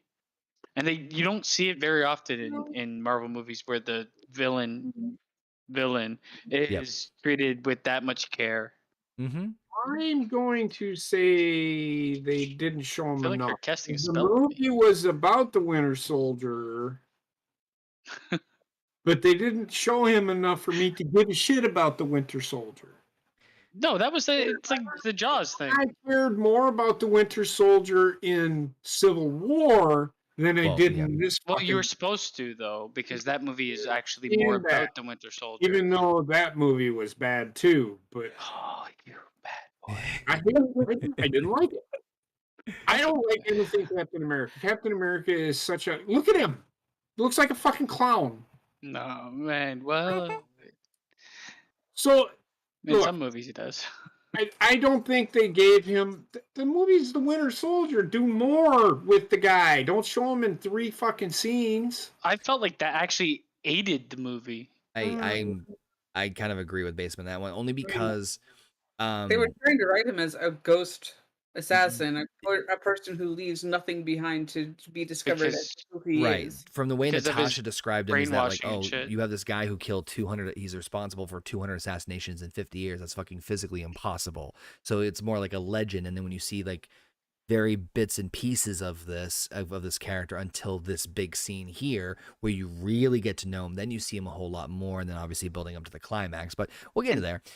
They do show him as like a believable enemy for everybody in this movie. Like you don't like power scaling even included. Yeah. I could see him beating everybody if he needed to, but he's not above them. He's on the same level as Right. Captain He's America. actually stronger than Captain America with his bionic fucking arm. Well, it's a strength and a weakness. yeah. Well, no, I was gonna say it kind of. It's a power scale, which that gets into more specifics, which we'll talk about much further down the road. We don't even understand the power scaling to this point, but we're going to go there. We don't understand Winter Soldier's powers completely until much further down the road in MCU, but we'll get there much further down the road when we do. So they're trying to get Sitwell to a secure location, but they're ambushed by the Winter Soldier. I love how he just like rips open the car door and fucking throws him on the other side of fucking traffic. Yeah. I thought that was hilarious. I'm sure Basement's like, the turtle's dead. Fuck that guy. Did he die there? Oh, he had to have, because they threw him on a fucking oncoming opposite traffic. And he got for some reason. Truck. Oh, you know what? I was fucking. We do see him again. Did we not? What? No. At some point. No. Don't we see him in like the Avengers when they flash back in time? Flashback in yes, it's a flashback in time. Yeah. That's why I was confused though, because I'm pretty sure we see him again. Yeah. Yeah, I was just like, I remember seeing this guy again. There's no way he's dead. But when I don't know. Fucking turtles in time, bitch. I seemed insignificant to me. So. I hated him. I hated him from the get-go. So, the assassin is joined by several members of the strike team who promptly ram their car into the inside of the guardrail. A shootout ensues as the Winter Soldier trades fire with Natasha, while Steve and Sam engage the Hydra agents. So this is kind of another one of those scenes where it's like, and that shield can do fucking anything, where he like literally like takes the two of them with him, and like it's not just one person being protected from the shield. Now he landed on the car door. Oh, okay. For some reason, I thought that was the Shield too, but it's like But not one it person was still protected. It's super now 3 people. ridiculous. It was still Um, super ridiculous. At one point, the Winter Soldier thinks he's found Natasha hiding behind a car, and he shoots a rocket at a spot to draw her out, but it's actually just a recording played back on a phone. Natasha jumps on the Winter Soldier's back and attempts to garrote him. I think that's what it's called when you like try to do like the piano wire. With the piano wire, yeah. Yep. Behind, but he overpowers her. She attempts to run, only for the Winter Soldier to get his gun back and shoot her in the left shoulder from behind. As he climbs into the car and prepares to finish her off, Steve attacks him. This is hands down my favorite action sequence in the fucking movie. I agree with you. I was gonna say that once you were kind of like, after a drawn-out fight, Steve is able to overpower the Winter Soldier with a judo throw that knocks the assailant's faceplate off. To Steve's horror, the Winter Soldier is revealed to be dun dun dun Bucky Barnes, the GQ model, alive and well, with no memory of who Steve is. Steve's brief hesitation. Yeah, Steve's brief hesitation is long enough for Bucky to pull a pistol out on Steve, only to be taken down by a well-timed attack from Sam. Bucky regains his footing and tries to shoot Steve again, but is forced to dodge as Natasha fires a grenade launcher at him and takes the nearby cars. The smoke clears. Bucky escapes while Rumlow's men take Steve, Sam, and Natasha into custody. Yeah, I'll let Basement elaborate more, but I'm gonna just gush on the fucking fight sequence, the choreography, the scene between Winter Soldier and Captain America going back and forth. They went back and forth. He pulled out there's a lot of moments in that fight where they focus on him like moving a knife between hands. Yeah, and like using the car and stuff. Though it's cut, it still is the best. I think the best fight scene we've seen to this day in the Marvel universe. Not to this day, but to this point in the Marvel universe. Yes. Yeah. For sure. I hands down agree. They the fight scene. Sorry. He can't disagree with what you're saying. Yeah. No, I mean, yeah. They give them enough time so that it doesn't feel like taken. It takes him 18 cuts to climb a fence. I did also laugh when he's on the bridge and an RPG gets shot at him and he uses the shield to block it and he just fucking yeets his body off of a fucking bridge right through a bus. Yeah. One thing is like they do like the silent assassin thing they do perfectly in this movie. I haven't seen it done as good very often. And also he's got once he's not the silent assassin, he just picks up a grenade launcher. He starts fucking everybody. Like, I mean, this is like I my favorite character. I mean, one of my favorite characters, at least, probably my favorite character in this is the Winter Soldier because of how they depict him. He's like not really there, but when he's there, he's finally a formidable opponent to Captain America. Mm-hmm. And better than they portrayed Red Skull anyway. Yeah, Red Skull was not like physically able to hold the same ground. They tried to, but they tried to portray that in the movie, but they did a horrible job, especially with that last scene that we already talked about, which you can check out in our review of Captain America: The First Avenger on the Marvel Roundtable playlist. But they have a lot of like martial hand-to-hand combat in this, and they do it pretty well. So yeah, it was a great scene, and I really solidified the villain of this movie. Not necessarily, I know he's it's a tool of the villain, but right. It's probably the best. Yeah, it's the best action scene and one of the best scenes in the movie. Right there with you, Heather. JP, and I your also thoughts love on? that I also love the fact that they lost. The good guys technically lost, right? So, anyways, that's it. Heather, JP, your thoughts on this action scene? I agree with what Basement was saying. It's definitely one of the best ones we've seen up to this point in the universe, and the cutscenes, the cutting between the fights, they were done actually a lot smoother than earlier scenes in this movie. So you follow it, right? Exactly. Like, yeah. Everything actually made sense with each of the sequences, but I just do it. Cell phones with holographic features. Oh yeah, her cell phone that was like some weird like futuristic bullshit. I think this is like they decided to diverge from like what we would have at that moment when New York got attacked by Supernatural. So I'm assuming that's why things look that way. But we kind of have to assume because there's nothing else to go on. I'm going to preface this with this. This is the same Bucky in Captain America: The First Avenger that fell, I don't know, maybe 5,000 feet. Oh, all he Actually lost was explain an that. arm. I don't care. They can go ahead and fucking explain it all you fucking want. But his legs would fucking... He would never heal. Unless he was given the superhero... It does not Unless matter. he Right, landed spider on the rays, man. shield. Hey, maybe he landed on the shield. Spider rays. Maybe he landed on the shield. Okay. Maybe Listen, he took in no fall Assassin's damage. Creed, I could fall 50 fucking stories and land in a pile of hay and walk out completely fine. So It's Zero a fall video game. damage. See? it's a movie. Yeah. And Right. that's... I don't play I mean, those. so did he land in like on the shield? No. You wonder why I have a replica of the shield. They explain it, but I do not buy it. You Yeah. can try to justify. How did he lose his arm? Because he fell? Yes. It was cut off on the train. Yeah. It was cut off on the Oh, okay. No, okay. they didn't show it. When he was falling, he had both arms. He had both arms. But then yeah. it just cut to the flashback scenes of that, and he somehow that lost his was- arm in the fall. I So, see stalactites. so here's the weird thing, and Yes. I'm gonna jump ahead a little bit. I don't like to. I like to try and keep everything self-contained because Maybe I'm trying he to ate base his it off of arm. this. 127 hours. They kind of dismiss, like, obviously what happens to him. I'll get to that in a second when they kind of do the flashbacks. But so Rumlow and his men load Steve and his allies into the van, intending to take them to a remote location and execute them and bury them in unmarked graves. But as they come to a stop in a tunnel, Sam notices Natasha is bleeding seriously from her shoulder and tells the guard that she needs assistance. One of the guards agrees and promptly Really pulls out. seriously, though. Well, pulls out an electric rod to knock out the other guard before taking off her helmet, revealing it to be, of course, Maria Hill. She helps them escape from the van by, again, drilling a hole through the floor of the roof. Of the floor, because that's a thing. The strike team don't realize their prisoners are gone until they come to a stop in a storm drain and open the back doors to remove them. Maria takes them to a secret facility to treat Natasha, but Fury is also there recuperating from his injuries. He survived the attempt on his life thanks to the anti-stress serum developed by Bruce Banner, originally to control his Hulk problem, but which can also allow a person to fake one's own death.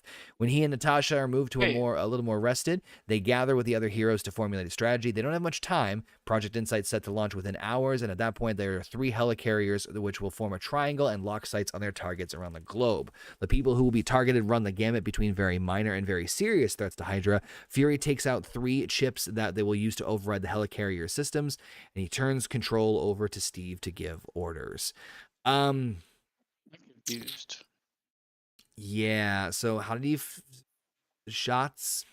How did he survive those? Wait, he took what? From who? Anti-stress serum Serum. that Bruce Banner had fucking developed, which I think When was this? Was this talked about ever? When they yeah, well, not in before the this first moment. Hulk movie, one of the things he was Not trying before this. was talked about, and it was an anti-stress serum. I thought he just And always one of stayed the first angry. things he tried to create.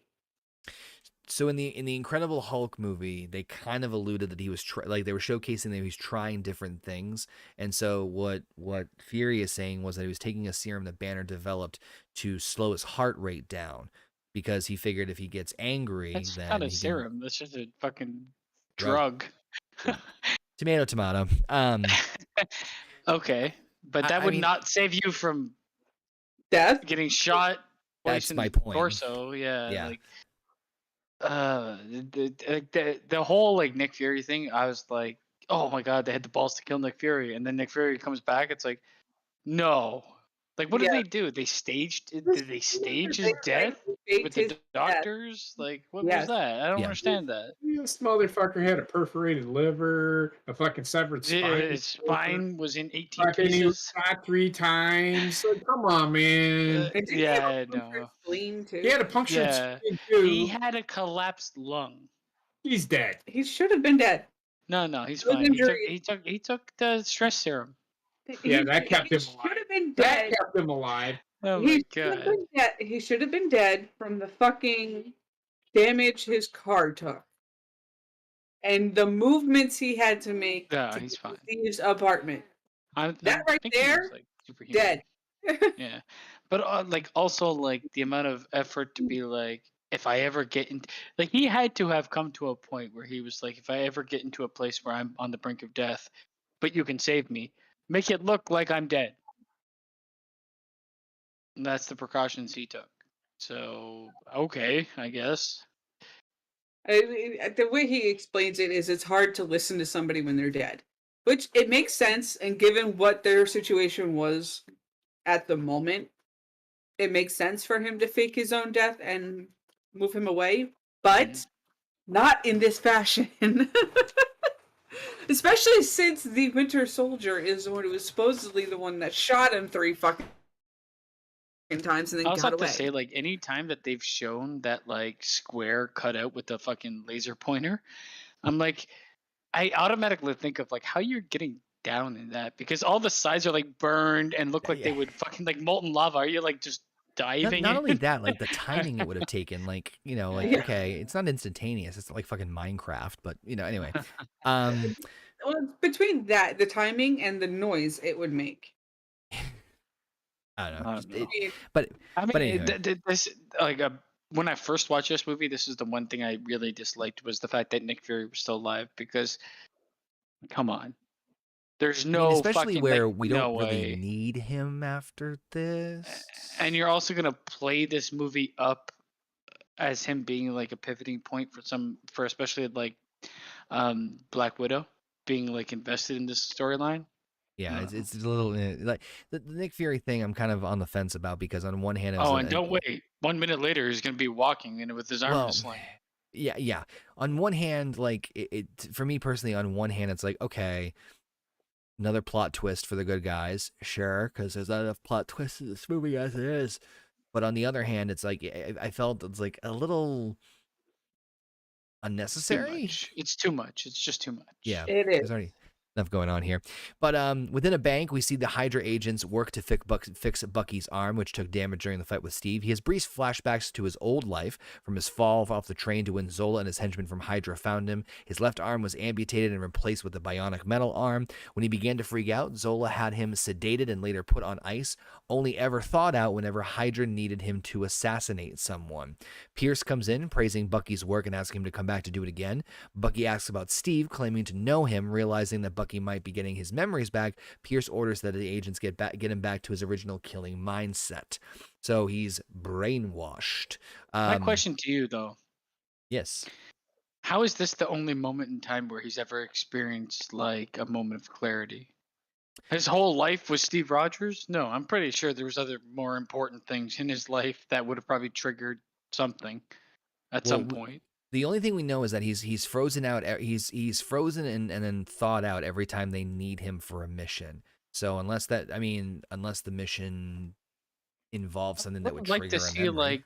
I would have liked to see something else, not just Steve Rogers throughout this movie. That kind of like made him like hesitate. Even in one of the action scenes, he goes to grab something, and like after they've exposed the fact that he is who he is, he goes to grab something and he has like a small flashback to the military or something like that. I agree. Because it's just like it's too convenient, the fact that then once you know what's happening, why would you send him against Steve Rogers? He's worth more to you than that, but whatever. I get that.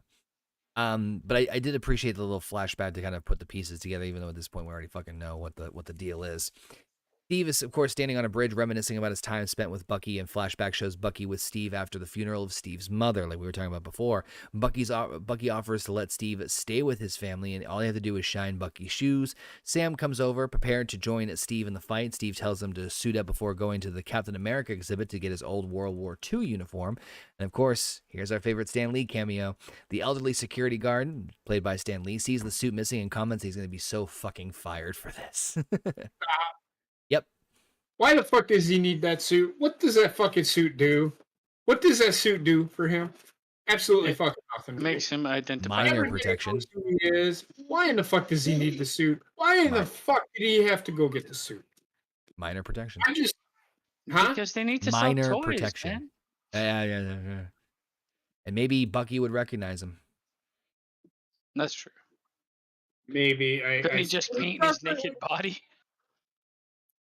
He's Steve. running around with his dick out. I think it's also that the fact that they couldn't get that particular suit out of S.H.I.E.L.D. headquarters without actually having them being figured out. Right. Sorry, I mean, The suit at the Smithsonian would be a what does fucking the suit? bullshit. What does the suit's purpose serve? other than minor protection for him, I would use it to say like maybe he was hoping that Bucky would recognize him in the suit. Well, that's fine. It sells toys, okay? Yeah, that's your answer. So the World Security Council members arrive at the Trickleston, guided by Pierce. He gives them electronic pins that will give them access to anywhere in the building. Steve and Sam. Sorry. They go through all this trouble to break fucking Falcon's wings out of like 18 fucking foot concrete cell. Yeah. And they won't even try to get his actual suit. Instead, they just go to the Smithsonian and get like a fucking Spirit of Halloween version of him. Well, I mean, it's when you have the exosuit that Sam is wearing is going to be less noticeably to be gone right away than Captain America's suit. What's the breaking matter if into they a notice vault versus breaking into S.H.I.E.L.D. Well, I don't know, man. Anyways, that's just a question. Disbelief got suspended by JP now for 3 weeks. Now, Steve and Sam break into the building. Steve accesses a mic that patches in through every loudspeaker. He tells the agents of S.H.I.E.L.D. that Pierce is a traitor who is working for Hydra and that they must stop Project Insight from happening. Rumlow and his goons break into the control room. He forces an agent to release the helicarriers, but Sharon intervenes. She forces Rumlow to drop his gun. He does, then grabs his knife and cuts her arm, and then a gunfight breaks out in which most of S.H.I.E.L.D. technicians are killed. Rumlow, amidst the bullets, manages to release the helicarriers himself. Can I just say that I thought this was a great speech by Captain America, like he always does those rousing spirit speeches. But then the calamity of just seeing like S.H.I.E.L.D. self implode upon itself was pretty fucking funny to me. To see like Rumlow comes in, tells him like to launch the helicarriers, then points a gun at a guy's head, and then literally everybody draws their guns on each other. Yeah.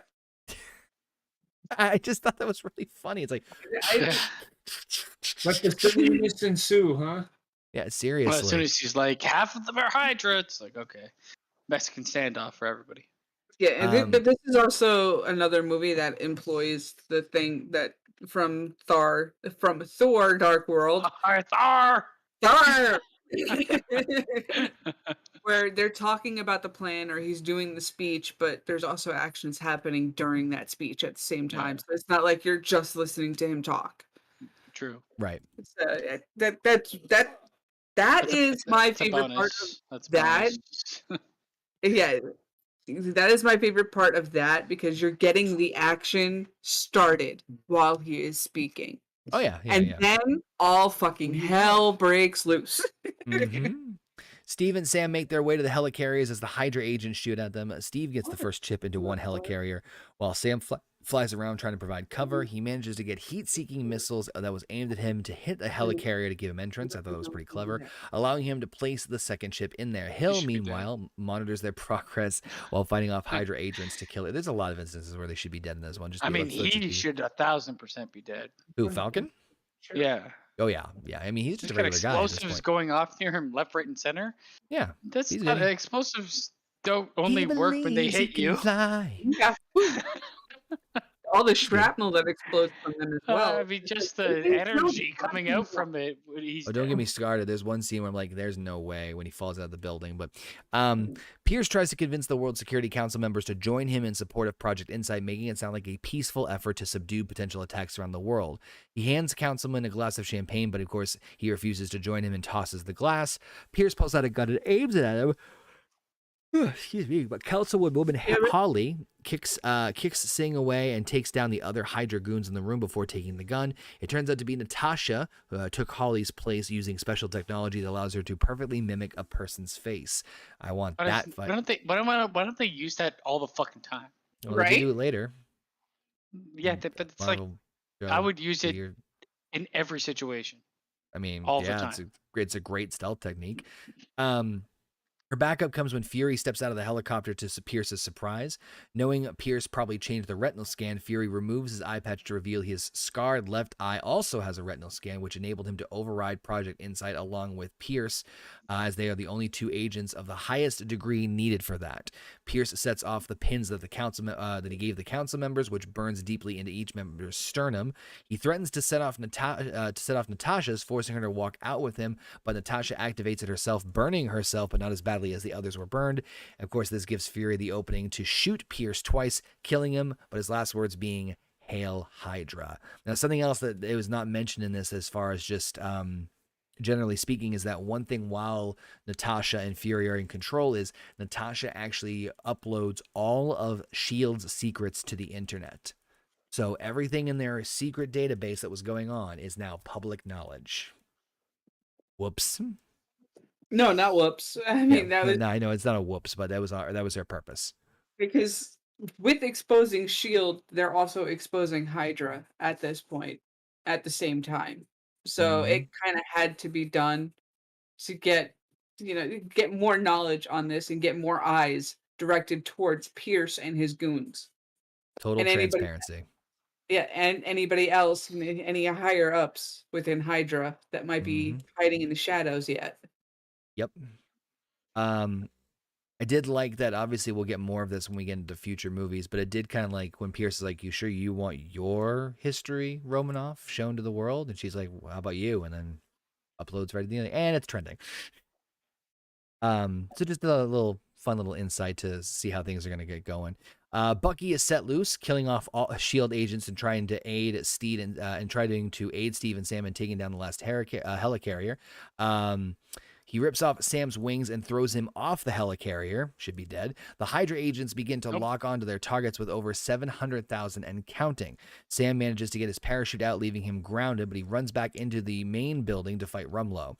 Steve confronts Bucky inside the helicarrier, trying to get through to his best friend by reminding him that millions could die. Unwilling to listen, Bucky continues to attack. Steve runs to grab the chip and replace it, but Bucky swipes it from him. Steve manages to wound both of Bucky's arms, then puts him in a headlock until he releases the chip. Steve rushes to place the chip into the system, but Bucky gets his hand on his gun and starts shooting at him. Fucking in the stomach. This is the fucking stupidest part.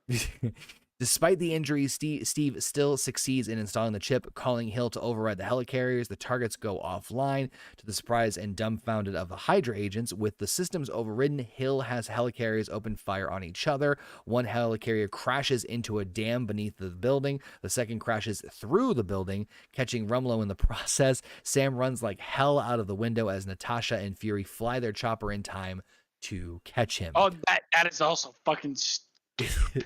31st floor, 31st. No. The stupidest part is that the helicopter literally turns sideways to catch this man. Yep. Yes. Because if he was off by 2 feet, the blades would have fucking chopped him in half. Oh my god, man! And also, Captain America took like 7 shots to the body, and I can take 2. Like I can get Captain America taking 2 bullets in non-vital areas, but like he looks down, he's bleeding from his fucking stomach. It's like. That's that's before. Wait. That is what slows him down to put that little chip in, and then all of a sudden he's like ready and willing to fight. Yeah, I'm fine. Tis a flesh wound. Tis only a flesh wound. His character doesn't really make a lot of sense in terms of like what he can and can't take. The power scaling shit that unfortunately is. They even with future movies, they can't find the balance for him. It's tough. Yeah, they want him to be relevant to like the super versions of everybody, but like he kind of like it's his will more than it's his anything else that's his superpower. But yeah, it's hard to show on screen all the time. The third helicarrier continues to fall with Steve and Bucky still inside. Steve chooses not to fight his friend, dropping his shield out of the helicarrier. Good luck getting that back. Bucky mercilessly. Yep, it will. Bucky mercilessly punches him repeatedly across the face, even as Steve chooses to stick it out with him until the end, repeating the promise Bucky made him a long time ago. I think that was the moment Yeah. The light bulb went off. You could just see it in his face. And Sebastian Stan, by the way, fucking nails He does a this really role. good job. And like, I've never seen him in anything else before this. Yeah. Whatever. I've seen him in a couple of other things after this, but I mean, nothing before. That was By the Marvel way, magic, man. something I forgot to mention earlier on when we were talking about the fight scenes with Winter Soldier. How about his theme music? Oh Yeah, my God. That, like the weird like scream thing. I mean, I want to fucking rock that ever. Like, it's so like creepy, eerily mysterious. It's just, They do his characters so well in this movie. they really do. So before he delivers the fatal blow, though, Bucky looks at Steve with hesitance, almost as if he's starting to remember. The helicarrier then crashes, throwing Steve out and sending him into the water below. Slips into unconsciousness, but not before seeing a hand reaching out for him. As we see, it's Bucky dragging Steve to shore before walking away for good. In the aftermath, Steve recovers in the hospital as Marvin Gaye's Trouble Man plays. He wakes up to hear the music and Sam holding a bedside vigil for him. Meet, of course, doing the whole joke of on your left. Meanwhile, Sharon applies for a posting position as a field agent for the CIA, and Maria Hill interviews for a job with Stark Industries. The FBI arrests Senator Stern and other various corrupt officials who took bribes from Hydra. Rumlow is also recovered from the wreckage, alive but with terrible facial burns. Explain how the fuck he's alive on that one. But Natasha is burns. He got crushed by a building. I had a building. It was a rocket fuel. God damn it. Natasha is brought before a committee hearing to answer for her ties to S.H.I.E.L.D. She defends herself by saying that even if they wanted to put her in prison, they couldn't because the council members know that they need her and her allies. She coolly walks away. Meanwhile, Fury gets rid of any trace of his existence, including his passports and his trademark eye patch, burning them for good. Fury then meets Sam and Steve at a cemetery at Nick Fury's own grave. On the headstone are Fury's name and words, Path of the Righteous Man, from Ezekiel 25:17. Fury tells Sam and Steve, anybody's asked for him, that they only need to come here to his grave. Fury leaves as Natasha arrives to tell the guys this is Fury's way of saying thank you. She hands Steve a file and that he wanted, then suggests that he ask out Sharon. But Steve looks at the file, which of course concerns Bucky and his Winter Soldier transformation. Sam realizes that Steve is going to go look for Bucky. Steve doesn't have to go with him, but Sam replies, I know, so when do we start? To end the movie. So, I mean, mysterious sort of things are wrapped up ending, which I guess for this movie I would be fine with. But S.H.I.E.L.D. is dead. S.H.I.E.L.D. is gone. It is not there anymore. It's kind of a big thing. It was anyway. What's that? Not in the capacity it was. Yeah. Yep. They turned into the group that they should be. Yes, but everybody's in secret and in hiding. Nobody on the planet can find them. Right. Here's our big fucking building filled with assholes. So, of course, the big parts is the mid and post-credit scene. Post-credit scene really not being as big as the mid-credit scene. Post-credit scene, we see Bucky walking through the Captain America exhibit at the Smithsonian, coming across the display of himself, which I actually kind of like that, where he's just like, that's me. So I personally... That solidifies what happened. He's starting to remember. And me, Bucky. Should be fucking dead. Right. Me, Bucky. Me, cryogenic. Me, one arm cannot jack off with left hand or it go bye-bye. But the bigger Maybe one... He's got a bionic cock. Who knows? But in a mid-credit scene, we see Baron Wolfgang von Strucker is discussing in recent events with a fellow Hydra scientist, Dr. List, in an underground Hydra facility somewhere in Eastern Europe. Even if the American factions of Hydra have fallen, they have many other followers around the world keeping Hydra's work going. Strucker in particular is overseeing experiments on human subjects with alien weaponry, including Loki's scepter. As they talk, Strucker and Dr. List decide to check on the two successes that their work has produced: fraternal twins Pietro and Wanda Maximoff. He has superhuman speed, while she has telekinesis. Observing them, Von Strucker comments, it's not a world of spies anymore, not even a world of heroes. This is the age of miracles, Doctor, and there's nothing more horrifying than a miracle. And the screen cutting to black as Wanda uses her powers to smash a pair of cinder blocks together. So it looks like the MCU is going to be introduced to Quicksilver and name redacted. What a quick ride it will be. Spoilers. Yeah, he's got the life of a fruit fly. He does. So okay. So the movie overall. I'll let Heather go first about Captain America overall.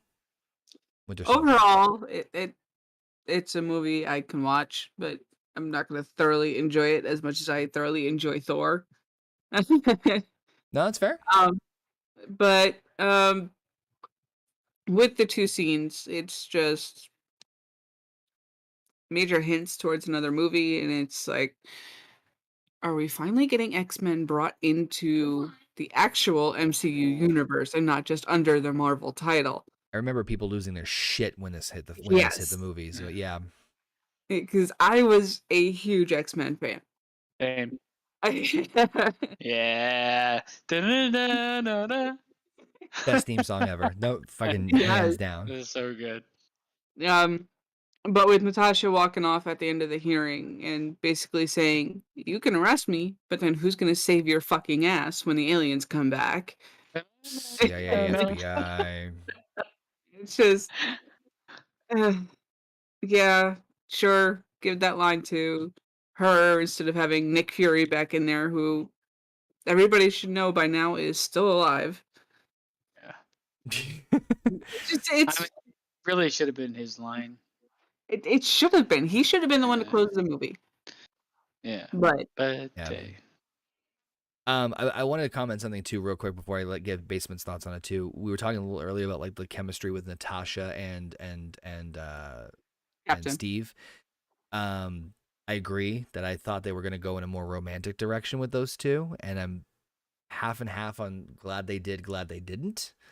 Where they go with her romantic interest. It's just I'm glad they didn't go that way, and I'm also glad that it's a weird thing. They almost don't really go in a romantic direction with her. They just tease one. Yeah, it's just I would have preferred everybody, it in a lot of ways, which is fine because that makes sense with their character. But JP,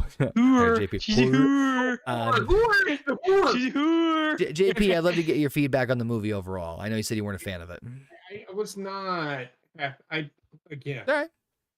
I loved every second of it. It was better than Captain America: The First Avenger. Yep. Okay. Was better, but it still was not as good as Thor or Thor: Dark World to me. I don't mind explosions, but they were all over the place with this movie with me. I mean, I didn't like it. I did not like it. That's 5 out of 10? That's pushing it. 4 out of 10. Probably better off, but I would be in between a 4 and a 5. I'm sorry, I just did not. It just didn't. Listen, it's your opinion, man. They could have done this with Civil War instead of making this movie. Personally, I think it would have been better. Make this movie to make Civil War. Well, it's a catalyst for Civil War. Not necessarily. Not necessarily. It's half of it. It helps. Well, we'll talk about when we get to Civil War. Heather, sorry, I didn't get your Heather your rating on this movie out of 10. I'm about 5.5, 6 for this movie. All right.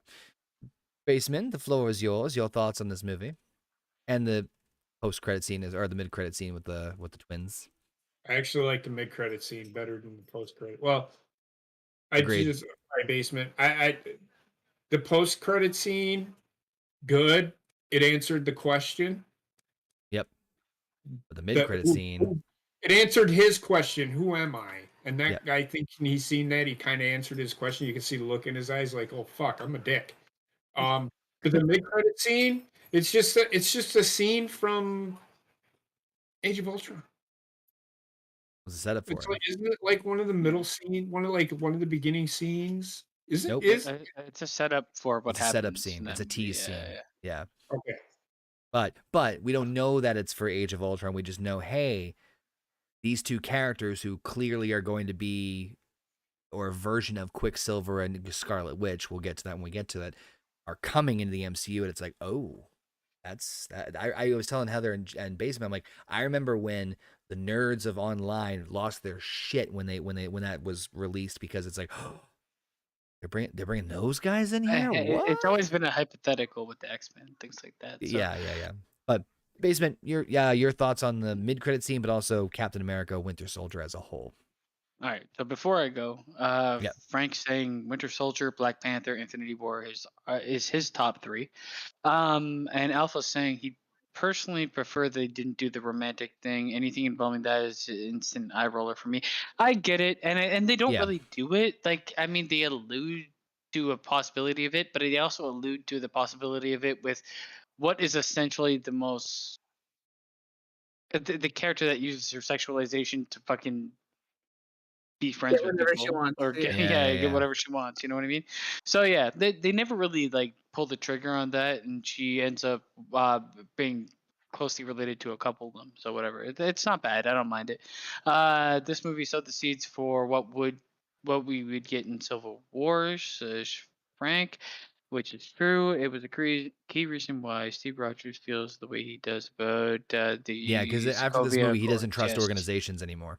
Yeah, which is a great building point for his character. I mean, when I look at this movie as a whole, it does have faults. Obviously, they all have faults because they're built in a universe that makes no sense.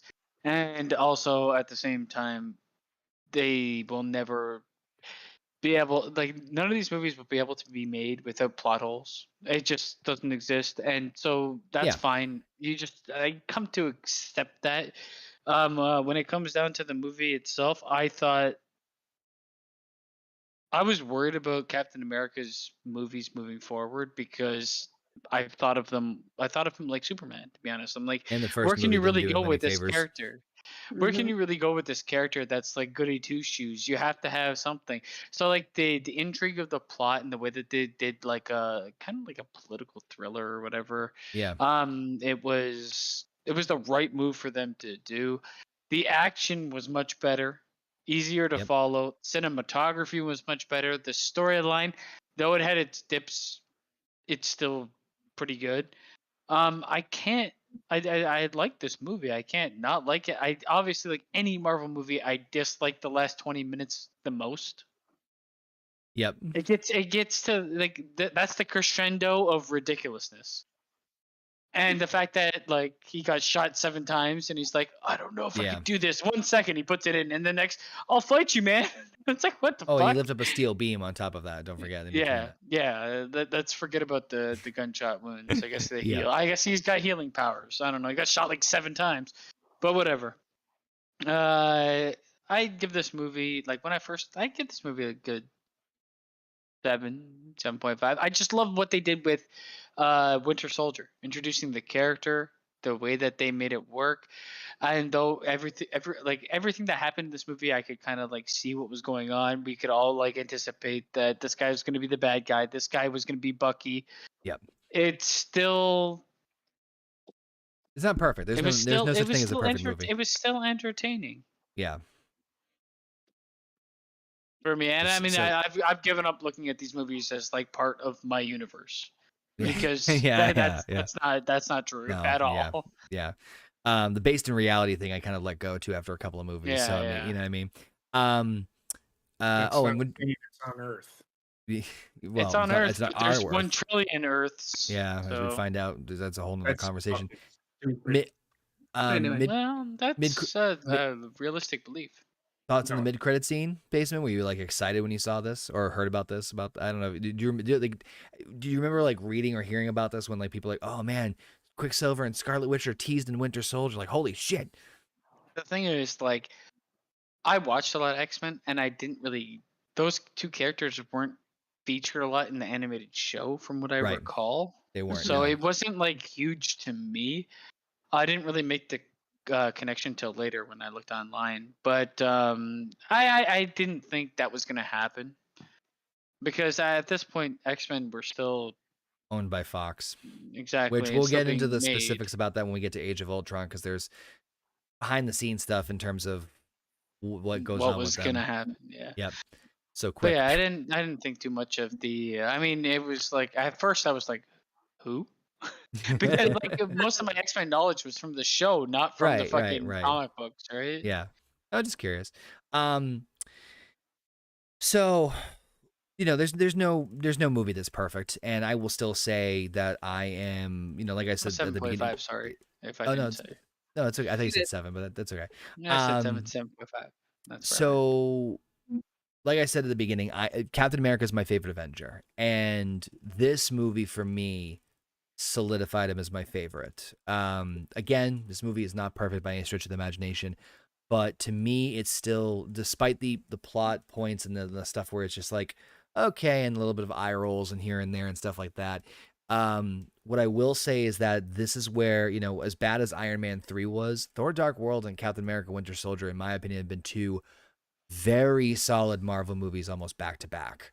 And you can hopefully start seeing the trend and direction of these movies starting to go that way with some dips in between. But I still really enjoyed this one. I'm obviously, you know, semi-joking when I say I was gushing over this, but I still do love this movie. It still ranks very highly for me, but I would say that it's on par with Dark World Thor. Maybe either a little bit below it or because of certain plot points, but it's not a huge difference. These two are, the Thor Dark World and Captain America Winter Soldier are kind of eye and eye with me in terms of how good they are and the reasons I like them. I think honestly, this is better than Thor Dark World because just from a movie making perspective, yeah, this movie is probably the best made Marvel movie to this point. I can agree with that. Yeah, I think that, like, from choreography to cinematography. I was about to say the fight sequences are just fucking insane. That's what I'm saying when I'm saying the best made Marvel movie. Like, it's the best made movie of the bunch. Yeah. Not necessarily. I'm not talking about the storyline or anything like that. It's like got overall, that. Yeah. I mean, the music, the character. Okay, I can't disagree with that one. It still ranks really high. It's still one of my personal favorites. If not top 3. But yeah, I'm still gonna go. I'm gonna go 7.5 on this one. It's still really, really high for me. Maybe even as far as an 8, because even again, with the faults of this movie, and there's no secret about that. Oh wait, man, get that 0.5 bias. I'm gonna get the 8 for the 0.5 bias.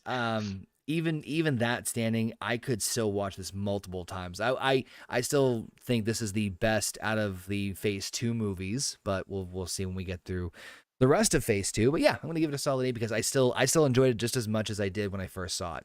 So sweet. I think that pretty much covers Captain America the Winter Soldier. Any last minute thought, guys, before we wrap up this week's Marvel Roundtable? No, nothing from me. Cool. Movie had good pacing. Although you said movie has good pacing, and then just from JP. But, awesome. You know, each their own. Want to thank everybody in the chat for joining us. Appreciate all your support. What's next? We'll get there. Appreciate everybody for joining in. We had Ryan Alpha, of course, Jurgen, I think, was in here earlier. Real Cody. And Federico Frank also for joining in. Thank you guys so much for tuning in the chat. Goes to the thumbs up vote. 83% for this movie for thumbs up for Captain America Winter Soldier. So make sure you subscribe to the YouTube channel, youtube.com/hornygoat, and of course your favorite podcasting platform for the Horny Goat Podcast Network. So make sure you guys join us next time right here on the Marvel Roundtable next Monday as we decide to go a little bit weirder and a little bit deeper as James Gunn takes the director's role, as we decide to take things to the stars as we take a look at Marvel's Guardians of the Galaxy.